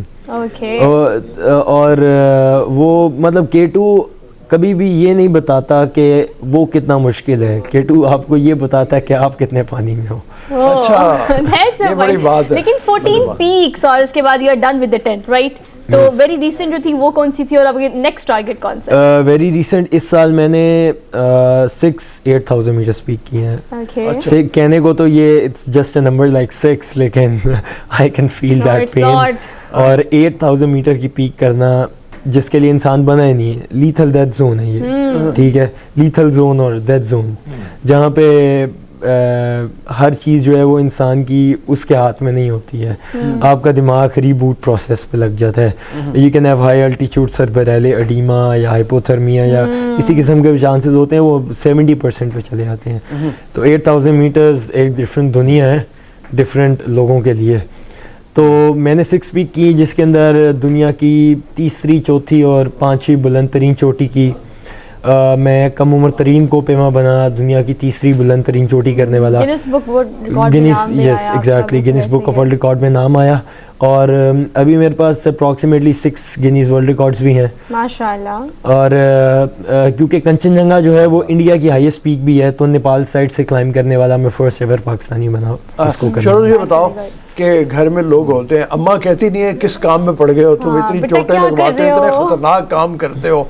और फिर सबसे बड़ी बात यह है कि इससे पहले जो कोह पैमा ज़्यादातर हमने पाकिस्तान के देखे हैं, उनका ताल्लुक नॉर्दर्न एरिया से होता है, शुमाली इलाका दाद से।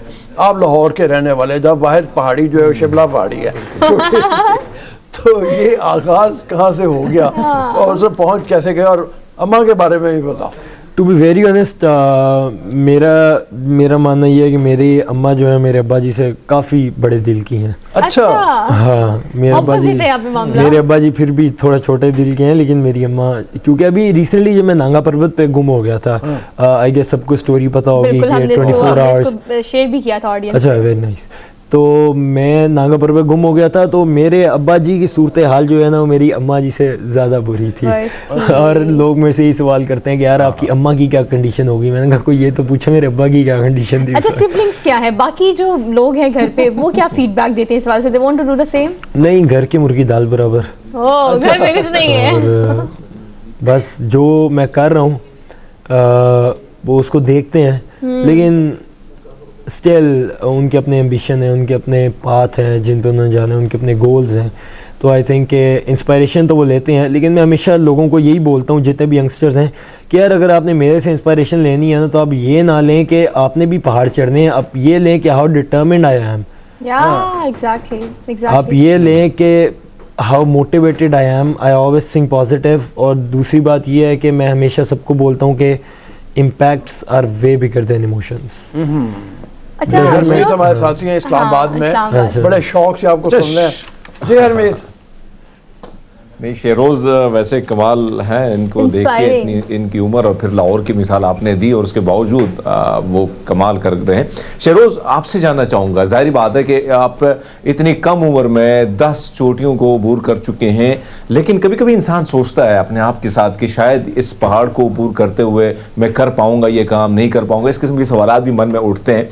लेकिन आपने जिस तरह बात की कि खबरें भी आई, सोशल मीडिया भी खबरें चली, इलेक्ट्रॉनिक पे भी चली आपके हवाले से, तो कभी जब वो कौन सा पहाड़ था जिसको अबूर करके आपने कहा कि भैया कमाल कर गया मैं, हाँ, और अपने दूसरी आप को बात appreciate कि किया। कभी ऐसा लगता है कि भाई मैं शायद घर वापस जाऊंगा, कभी इस तरह फील हुआ है? क्योंकि जाहिर बात है ये जो आपने आदाद और शुमार बताए हैं ये आसान है बताना, लेकिन जब आप करते हैं प्रैक्टिकली बड़ा मुश्किल होता है भाई।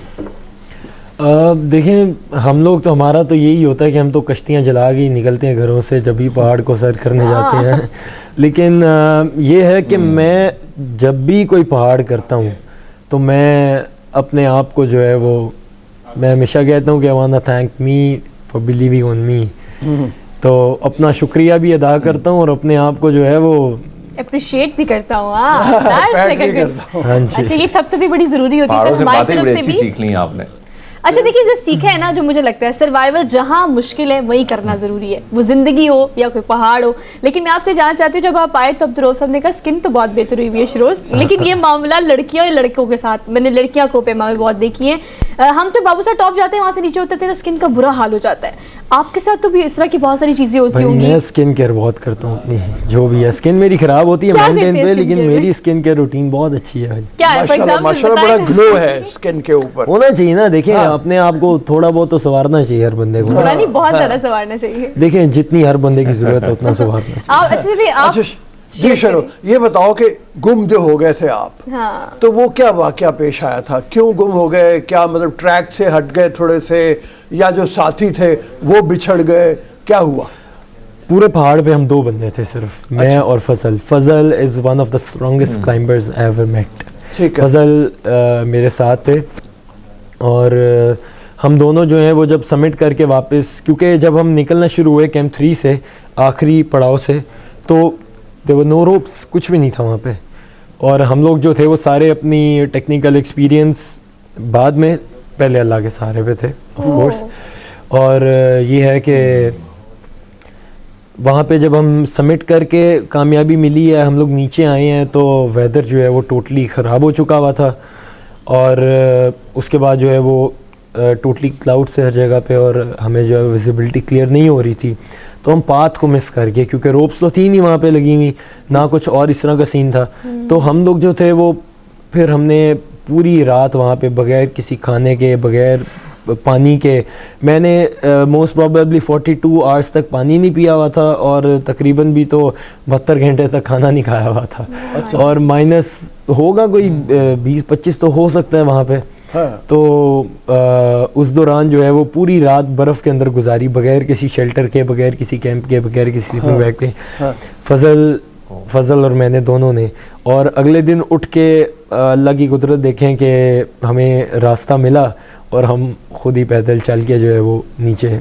अच्छा अब्दुर्रऊफ साहब ने शुरू में आपसे एक सवाल किया था कि जिस चोटी पे पहुंच के उस वहाँ से जो दुनिया आप देखते हैं, मतलब हम जो पिक्चर अभी इमेजिन कर रहे हैं कि पहाड़ हो, बर्फ़ ही बर्फ़ हो, थोड़ा सा सूरज निकला हो, सुनहरी बर्फ़ आपको नज़र आ रही हो, वो पिक्चर जो आप देखते हैं, what you can feel at that time जब आप दुनिया को उस नज़र से देख रहे होते हैं जहाँ पे चोटी और सारी दुनिया आपसे नीचे हो, वो फील क्या होती है?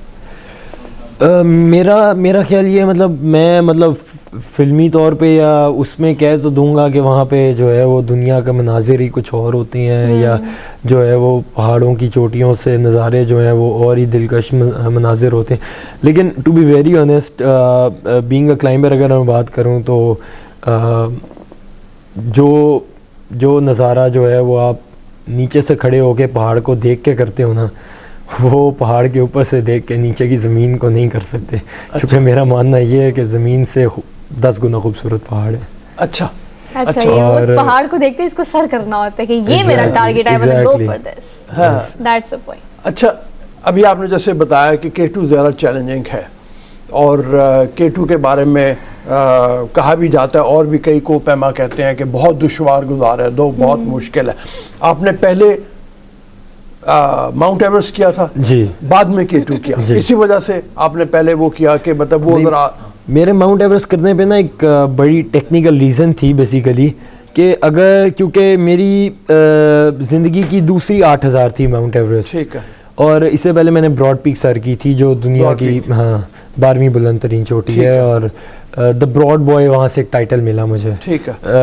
दुनिया का कम उम्र तरीन कोपेमा भी बना सर करने वाला 17 साल की उम्र में।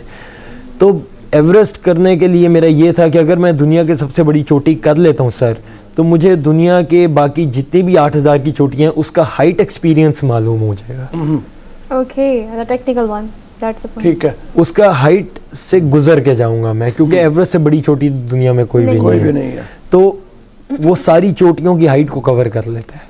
ठीक है। अच्छा जी हरमीत, अच्छा शेरोज, आपसे जानना चाहूँगा, जाहिर बात है शुरुआत में जिस तरह रूस साहब ने आपसे पूछा, और आप है भी लाहौर से और बड़े यंग भी हैं, जाहिर बात है कि इस किस्म के पहाड़ों को अबूर करना, उसके लिए प्रॉपर ट्रेनिंग की ज़रूरत पड़ती है और ट्रेनिंग करनी पड़ती है। तो क्या आपने ज़्यादातर वक्त जो है वो नॉर्दर्न एरिया में गुजारा है, अपने घर से दूर, और वहाँ पे ही सारा कुछ सीखा है, या कहीं और? घर से दूर गुजारता तो हूँ टाइम ज़्यादा, और लेकिन ज़्यादातर ये होता है कि जब टेक्निकल ट्रेनिंग करनी होती है, क्योंकि माउंटेनियरिंग के अंदर 3 चीज़ें इंपॉर्टेंट है। एक तो मेंटल ट्रेनिंग, एक फिज़िकल ट्रेनिंग, और एक आपके कॉन्फिडेंस और आपके सेल्फ इस्टीम और बिलीविंग इन योरसेल्फ। तो मैंने जो है वो अपनी टेक्निकल ट्रेनिंग और फिज़िकल ट्रेनिंग जो है वो इस पे की माउंटेन्स के ऊपर। लाइक मैं जाता था, मेरे उस्ताद हैं जाहिद राजपूत, चकोरी इंटरनेशनल के CEO हैं वो, और वो जो है वो बच्चों को सिखाते हैं माउंटेनियरिंग, और I am one of student. और मोस्टली पाकिस्तान में जितने भी लोग माउंटेनियरिंग कर रहे हैं वो उनके स्टूडेंट हैं। तो मैंने तो उनसे सीखा अपना, और मैं अपने साथ को इस चीज़ का बहुत ज़्यादा क्रेडिट देता हूँ। बाकी ये है कि फ़िज़िकल ट्रेनिंग जो है वो क्योंकि पाकिस्तान में इतनी फैसिलिटीज़ होती नहीं है, हमें क्लाइंबर्स में देखें, बाहर के क्लाइंबर्स को देखें तो वो इंटरनेशनल जो उनके हेल्थ सेंटर्स बने होते हैं वहाँ पे, उनमें वो ऑक्सीजन कम करके ट्रेनिंग कर रहे हैं, अल्टीट्यूड ज़्यादा करके ट्रेनिंग कर रहे हैं रूम्स के अंदर।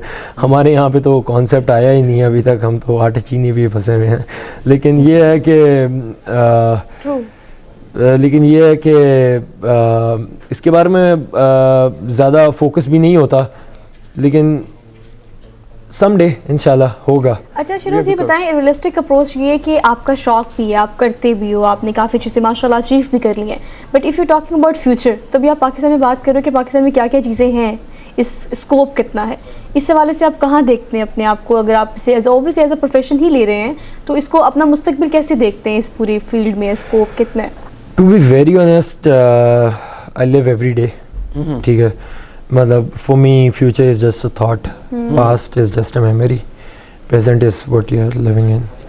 लेकिन अगर मैं बात करूं कि फ्यूचर में इंशाल्लाह I am doing well in my past, तो आहिस्ता आहिस्ता फ्यूचर में भी जो है वो इसी तरह इसको लेके चलूँगा।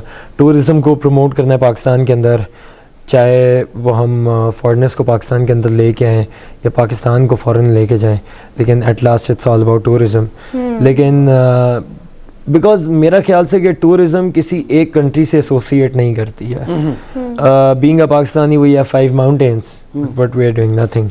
आज मैं किसी टीवी शो पे अभी इसी टीवी चैनल पे बैठ के ये तो कह सकता हूँ कि पाकिस्तान में टूरिज़म नहीं है, वेल कमर्शलाइज नहीं है, ये नहीं है, वो नहीं है। क्या मैंने क्या किया उसके लिए? यहाँ जितने लोग बैठे हैं उन्होंने क्या किया उसके लिए? जो लोग अपर क्लास पे बैठे हैं उन्होंने क्या किया उसके लिए? जो उसके महकमे में उन्होंने क्या किया इसके लिए? तो खैर लेकिन ये है कि हमसे जो होता था हमने किया। एटलीस्ट मैं ये तो कह सकता हूँ कि मैंने पाकिस्तान का एक सॉफ्ट इमेज क्रिएट करके दिया है इंटरनेशनल लेवल पे, और कोई इसको चैलेंज भी नहीं कर सकता। ये है कि मैं चाहता हूँ कि टूरिज़म प्रमोट हो फर्स्ट ऑफ ऑल, और दूसरी बात ये है कि जितना नेपाल वेल कमर्शलाइज है टूरिज़म के हवाले से, और जितना उनको एहसास है कि टूरिज़म कितनी इम्पोर्टेंस रखता है, आई थिंक दुबई ने भी यही किया। yes. ठीक है, और उनके पास पहाड़ नहीं थे लेकिन उन्होंने अपना इंफ्रास्ट्रक्चर बिल्ड किया और उन्होंने इस चीज़ को कमर्शलाइज़ किया। नेपाल के पास पहाड़ थे, उन्होंने पहाड़ों को लेके कमर्शलाइज़ किया। तुम्हारे पास भी पहाड़ है, एक माइंडसेट नहीं है, शऊर नहीं है, बेसिकली ज़ौक़ नहीं है।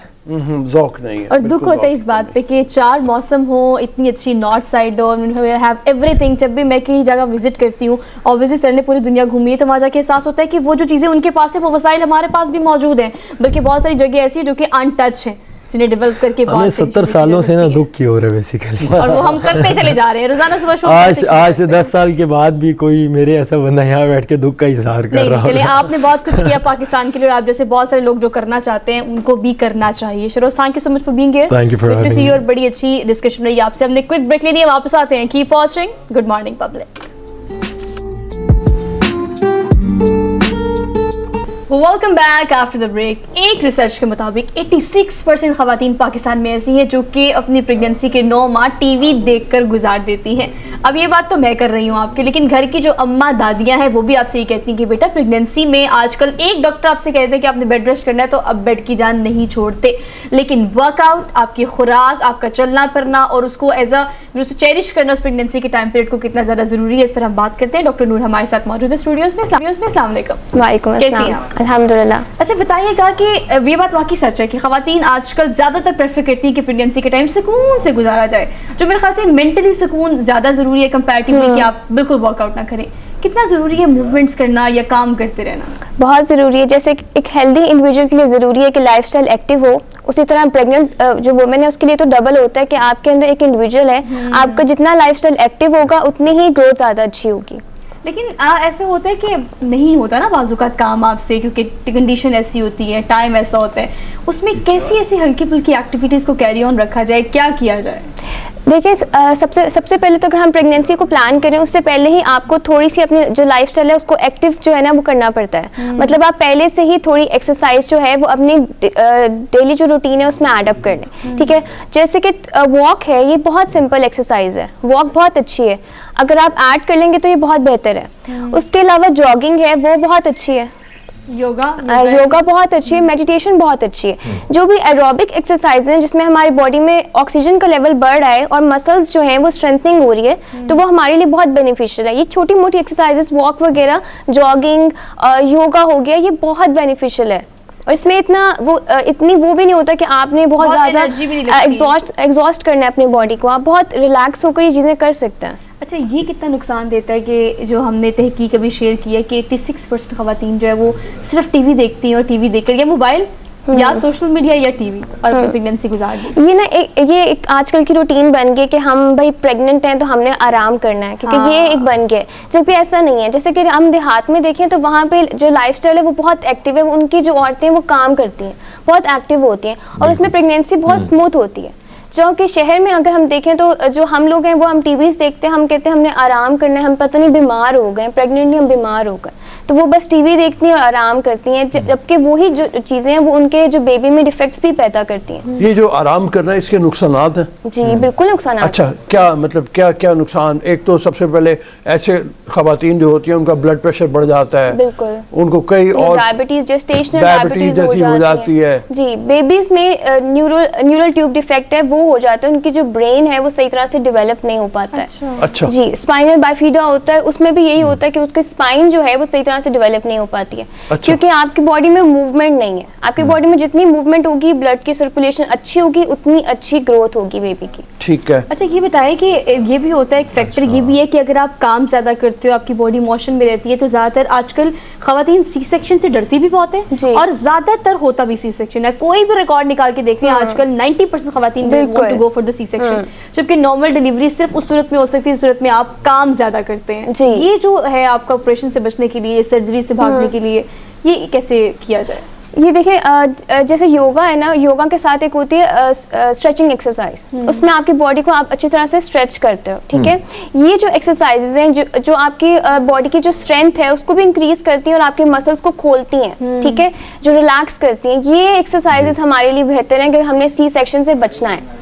अब हमारा ये होता है कि हम काम तो कर रहे हैं, ठीक है, लेकिन कुछ काम ऐसे होते हैं जो हमने सिर्फ किचन में बैठ के करने होते हैं। हाँ, या हम खड़े कहते हैं होके- हमने सारा दिन किचन में काम किया, या तो हम सिर्फ एक जगह पर खड़े होकर काम कर रहे हैं या फिर एक जगह पर बैठ के काम कर रहे हैं। हमने काम जरूर किया है पर उसमें हमारी मूवमेंट मसल्स की इतनी नहीं हुई है। नहीं हुई। ये हरमीत हमारे साथी इस्लामाबाद में बहुत अच्छा डॉक्टर, आप जो बात कर रही हैं, हम देहात की तरफ जाते हैं और वहाँ पे उमूमन देखते हैं ख़वातीन को कि वो लकड़ियाँ भी काट के ले आती हैं प्रेगनेंसी के टाइम, फिर दीगर बड़े मुश्किल से काम जो है वो करती हैं। हम देखते हैं कि बड़े मुश्किल से वहाँ पे डॉक्टर या नर्स मिलती है, दाई माँ होती है जिसके ज़रिए डिलीवरी होती है, और एज कम्पेयर टू आज की कल की बर्गर ख़वातीन या वैसे ख़वातीन जो बड़े, उनको वैसे भी सासू माँ भी बड़ा ख्याल रखती है, फिर अम्मा भी कहती ना पुत्र ना कदम ना रखी, हाँ, थल्ले ना तो रखी। ये जो सूरत हाल है, यानी ज़्यादा रिलैक्सेशन दी जा रही है, क्या सी सेक्शन इसी वजह से बढ़ रही हैं या ख़वातीन डॉक्टर जो हैं अपने पैसे बटोरने के लिए सी सेक्शन करती हैं? बिल्कुल इसीलिए बढ़ रही है। देखिए जैसे कि अब शहरों में ये हो रहा है कि प्रेग्नेंट जो है उनको जब हम कहते हैं रिलैक्स रहें और बैठी रहें, आराम करें, सीढ़ियाँ नहीं चढ़नी है, तो ये सब जो है उनके अंदर होता है कि पता नहीं अगर हमने ऐसा कुछ कर लिया तो क्या हो जाएगा, तो वो फिर वही करती हैं। अब जबकि हम देहातों में देखें ना तो ये होता है कि वो कहती हैं कि आप ऊपर नीचे जो है वो चढ़ो और वॉक करो और ये चीज़ उठा के लेके जाओ, ये चीज़ यहाँ से उठा के Weight लेके जाओ। उठाओ ना सारा। यहाँ पर होता है वजन उठा लिया तो तुम्हें कुछ हो जाएगा, वजन ना उठाओ। हमारी फैमिली जो है बेसिकली उसका बहुत बड़ा रोल होता है। एक प्रेग्नेंट जो लेडी है उसको जो है वो कि उसको किस तरह से अच्छा हमने डॉक्टर, डील करना है उसको। एक चीज ये भी ऐड कर लें आपकी बात को, सॉरी मैं इंटरप्ट कर रही हूँ, कि ऐसा होता भी है अगर वेट उठा रही है, मिसकैरेजेस भी बहुत होते हैं, हमें उस पर्सपेक्टिव से भी देखना पड़ेगा जी। कि अगर आपको कहते हैं कि वेट नहीं उठाना, तो बहुत सारे केसेस ऐसे हैं जिसमें वेट उठाने से, ज्यादा काम करने से, या ये बहुत बहादुर बनने से कि मैं ये भी करूंगी वो भी करूंगी, भागना इधर उधर काम करना, उससे मिसकैरेजेस भी होते हैं। इसीलिए फिर लोग डर जाते हैं।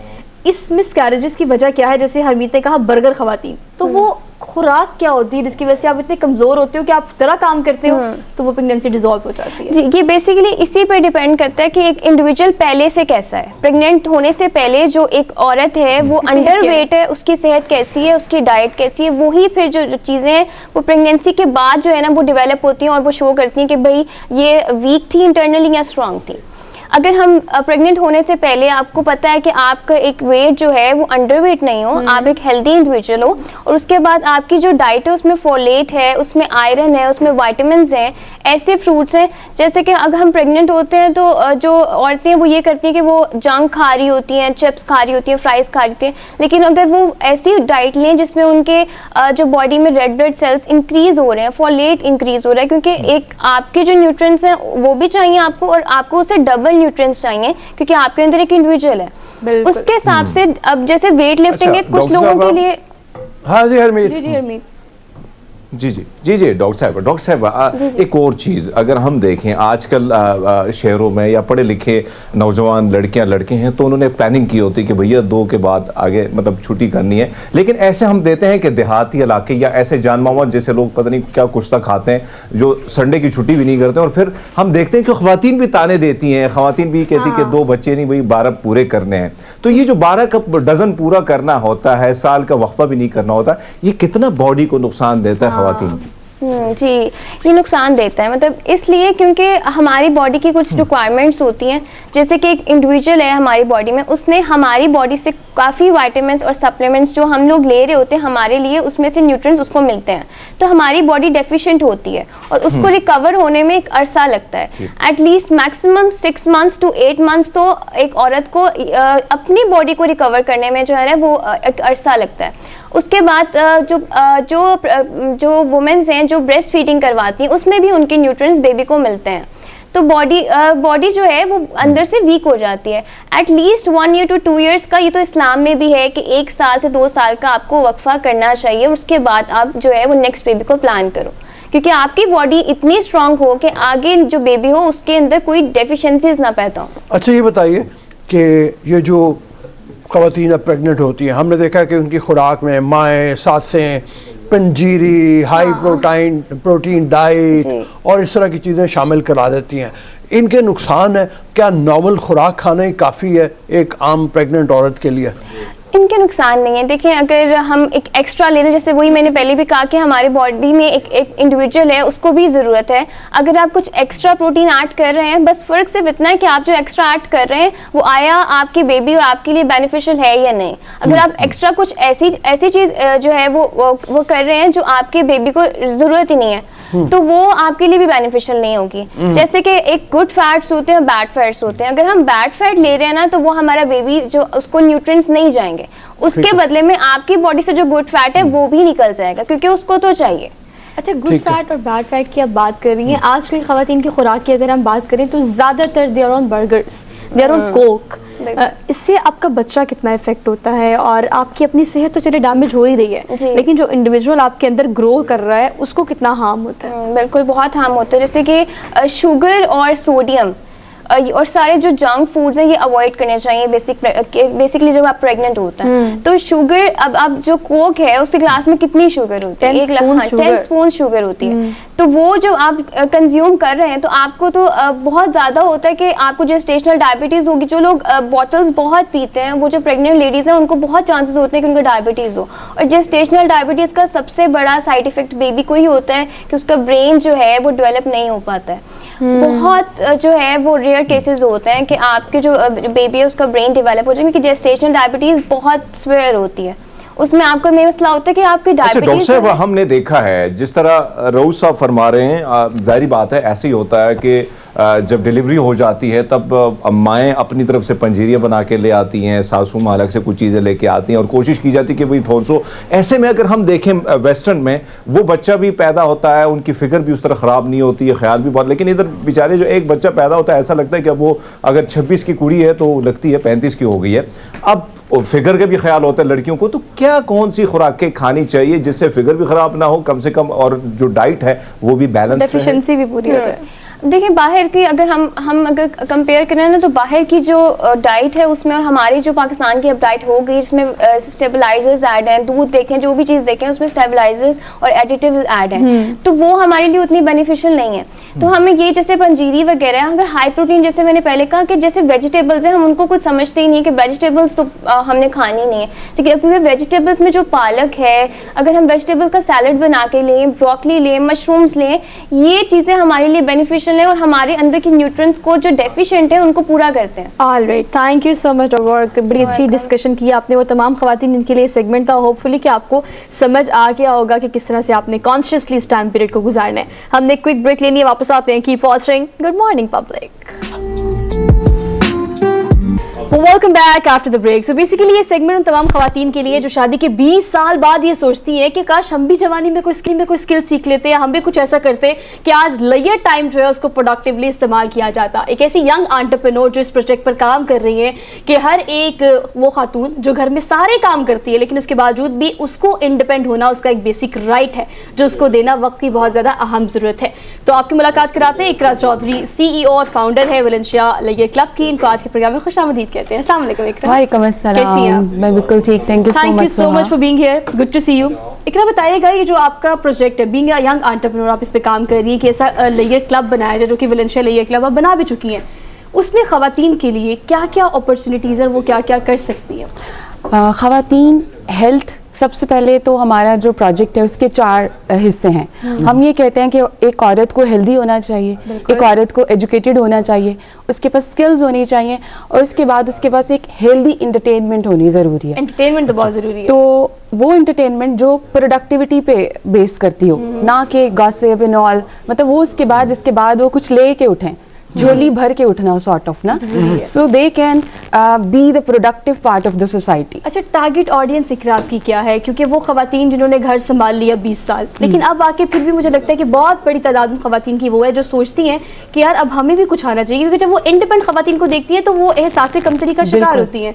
तो उनके लिए क्या क्या अपॉर्चुनिटीज है? सो हाँ, हर एज लाइक 4 ग्रुप के जो एज ग्रुप है उससे हम लोगों ने ये स्टार्ट किया है। 12 साल की उम्र तक बॉयज़ और उससे ऊपर सिर्फ लेडीज़, ठीक है, हर एज ग्रुप और उसकी कोई भी क्वालिफिकेशन हो, हमारे पास इस तरह के भी लोग हैं जिनको मोबाइल तक यूज नहीं करना आता, कंप्यूटर तो दूर की बात है, हमने उनको कंप्यूटर के भी सिखा के उनको उसका भी एक्सपर्ट कर दिया, शौक से सीखती और वो शौक से सीखती हैं। वो कहती हैं, फिर बहुत सारे लोग थे उनको इंग्लिश नहीं बोलना आती थी, लिखना नहीं आती थी, हमने उन लोगों को वो सारे प्रोग्राम्स करा के उनको एक माशरे के एक बेहतर सिटीजन बनाने में वो किया।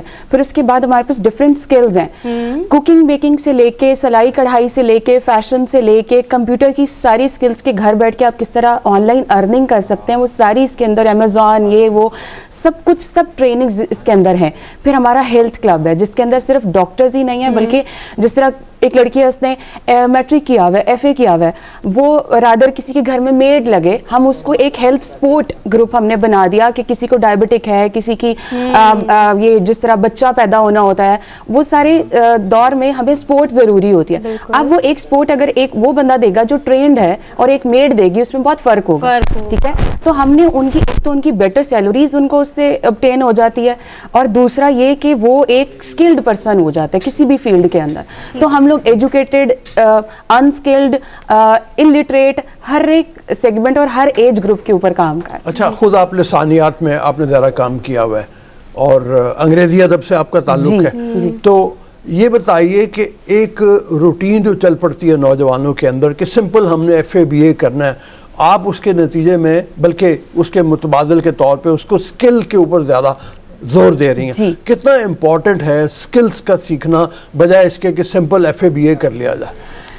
आप सिंपल FA BA करें या आप कुछ भी कर लें, मेरे पास बहुत सारे लोग आते हैं जिन्होंने MPhil IR और इस तरह के बहुत सारे सब्जेक्ट्स में किया हुआ है जो प्रोफेशनल। अब अगर किसी ने मास्टर्स कर लिया तो उसके पास प्रोफेशनल स्टडीज आ गई, एक मास्टर्स की डिग्री आ गई, तो वो कहीं पर भी एक अच्छी लेक्चरशिप या जॉब, लेकिन जॉब्स उतनी नहीं है।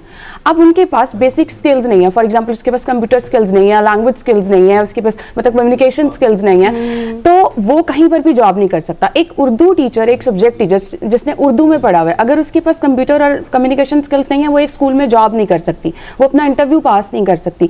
तो हमने इसको इस तरह किया है कि हम लोग जिसने जॉब भी करनी है और उसके पास ये आप सिंपल सब्जेक्ट्स में उसके पास क्वालिफिकेशन है, वो हमारे पास आए, बेसिक कोर्सेज करे और देन वो जाके अगर वो जॉब करेगा उसको एक अच्छी जॉब मिलेगी। अच्छा, तालीम के साथ साथ ये बात बिल्कुल ठीक है इकरा कि तालीम के साथ साथ प्रैक्टिकल अप्रोच होना बहुत जरूरी है, और उसके लिए फिर एक ऐसा प्लेटफॉर्म, एक ऐसा हब जहाँ पर आपको ये सारी स्किल्स भी सिखाई जाए, ये भी जरूरी है, जो कि दरअसल स्कूल कॉलेज यूनिवर्सिटीज का काम है।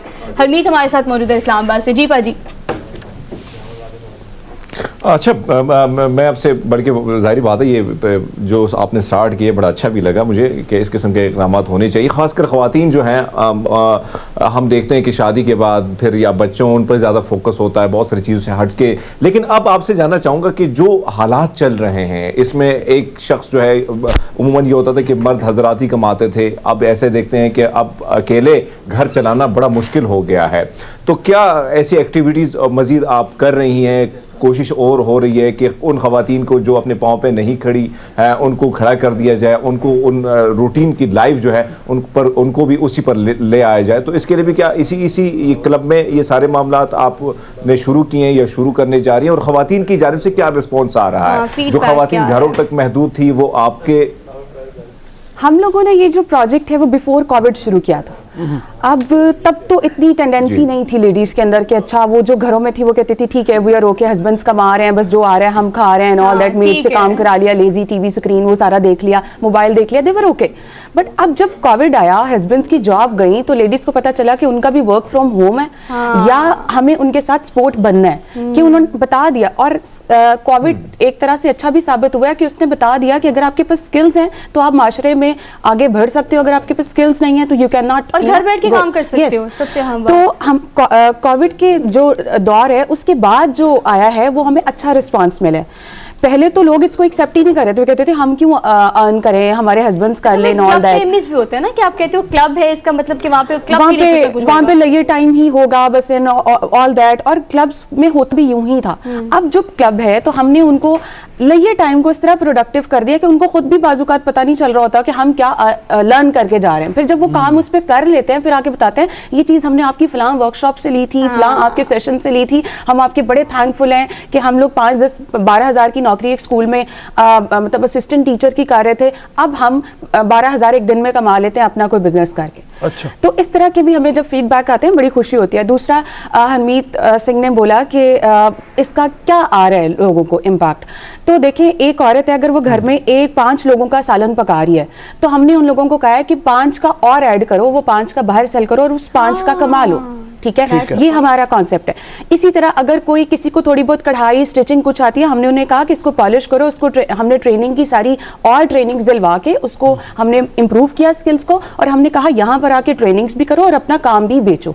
ठीक है, इस तरह करके बेतहाशा वो प्रोजेक्ट्स हमने इसके अंदर स्टार्ट कर दिए। हमें कोई बंदा मिले, हम उसको मोटिवेट करते हैं, उसको पॉलिश करते हैं उसकी स्किल्स को, और अगर तो वो पहले ही ट्रेंड है तो फाइन, अगर नहीं है तो हम उसको मजीद पॉलिश कराते हैं और उसको ट्रेनर भी इंट्रोड्यूस कराते हैं, उसके काम को भी इंट्रोड्यूस कराते हैं। और माशाल्लाह अब तो हमारे पास 30+ प्रोफेशनल ट्रेनर्स हैं।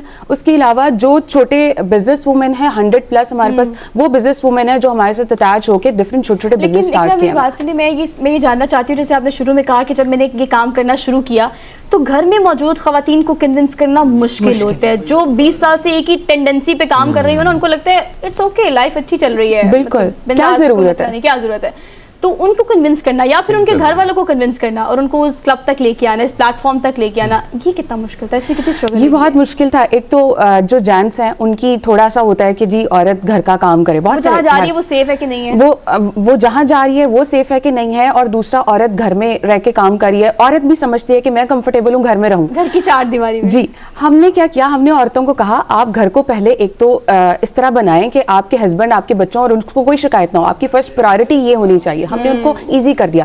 फिर आप अपना बच्चा साथ लेके आए, बच्चों के लिए अलग एक्टिविटीज हैं, आप अलग एक्टिविटीज में इन्वॉल्व हो, ताकि आपका बच्चा भी इग्नोर नहीं हो रहा उस टाइम के अंदर। मतलब आपका घर ठीक है, आपके बच्चे ठीक है, देन आप खुद पे भी तवज्जो दें जो आपने खुद को इग्नोर कर दिया। औरत को अगर बुखार होगा ना, वो शायद घर में पैनाडोल लेगी और ठीक है, मतलब इससे भी बड़ी बीमारी होगी, she will not go to the doctor. बड़े बड़े डायग्नोसिस हो रहे हैं आजकल, ब्रेस्ट कैंसर पे हम लोग काम कर रहे हैं, पूरी हेल्थ पे काम कर रहे हैं। डेली इस तरह के केसेस आते हैं कि जो सिर्फ इग्नोरेंस की वजह से, कि उन्होंने हेल्थ घर में ही मेडिकेशंस की हुई थी नॉल। मर्द को कोई बीमारी होती है तो वो सबसे पहले स्पेशलिस्ट के पास जाता है। ये मेरे घर में भी है और हर एक के घर में ये चीज होती है। हाँ, बिल्कुल बिल्कुल। लेकिन औरत परेशान हो जाती है ना, नहीं, वो इतनी हालत है कि कल मैं एक जगह बैठा हुआ था, वहाँ उनका पीएन आया और उसने कहा कि जी वो घर से कॉल आई है कि बुखार हो गया है तो बता दें कोई गोली। डॉक्टर ये है आप मैंने मतलब, और बताने वाला कह रहा है कि यार फलां गोली ले लो, तो उसने कहा, मैंने उसको कहा, मैंने कहा देखो बुखार की कोई वजह होगी, गला खराब है, पेट खराब है, कोई बुखार ऐसे नहीं होता, कोई इन्फेक्शन है तो प्रॉपर डॉक्टर के पास जाओ। तो ये भी एक बड़ा अलमिया है मतलब हमारे इस तरह के। अच्छा, ये हरमीत के सवाल में एक सवाल ये था कि रिस्पांस कैसा है लोगों का? रिस्पांस पहले तो बेहतर नहीं था, अब आहिस्ता आहिस्ता सबसे पहले तो हम लोग क्या कर रहे हैं कि लोगों को बता रहे हैं कि ये आपकी जरूरत है। हाँ। क्योंकि लोगों को पता ही नहीं था ये मेरी जरूरत है, मुझे कभी फील नहीं हुआ, और मैं बड़ी सरप्राइज होती हूँ रोज बैठ के कि लोगों को लगता है कि we are okay with this life.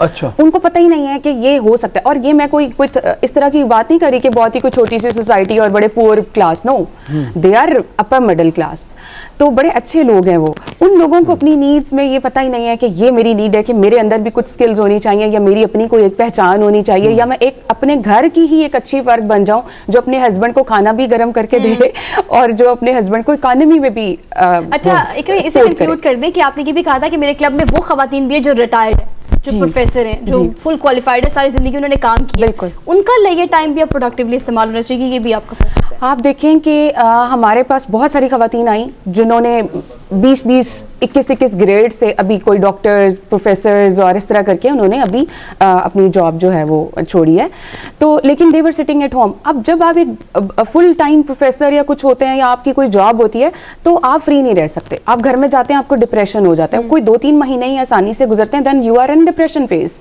Doctors खुद, तो फिर हमने उनको कहा कि देखें, उनको क्लब का पता चला, बड़ा अच्छा काम है आपका, अल्लाह ताला आपको बरकत डाले काम में। के लिए जी, आप खुद सीखती हैं, जो काम सीखना चाहती हैं और जो स्किल्ड हैं वो आके सिखा भी सकती है, कैसा प्लेटफॉर्म आप सबके लिए। So thank you so much Iqra for being here, discussion रही आप सबके लिए अच्छी अपॉर्चुनिटी है, सो गो फॉर दिस। हमने आपसे लेनी है इजाजत, इंशाल्लाह आपसे मुलाकात करेंगे कल। अपना बहुत सारा ख्याल रखिएगा, अल्लाह हाफिज।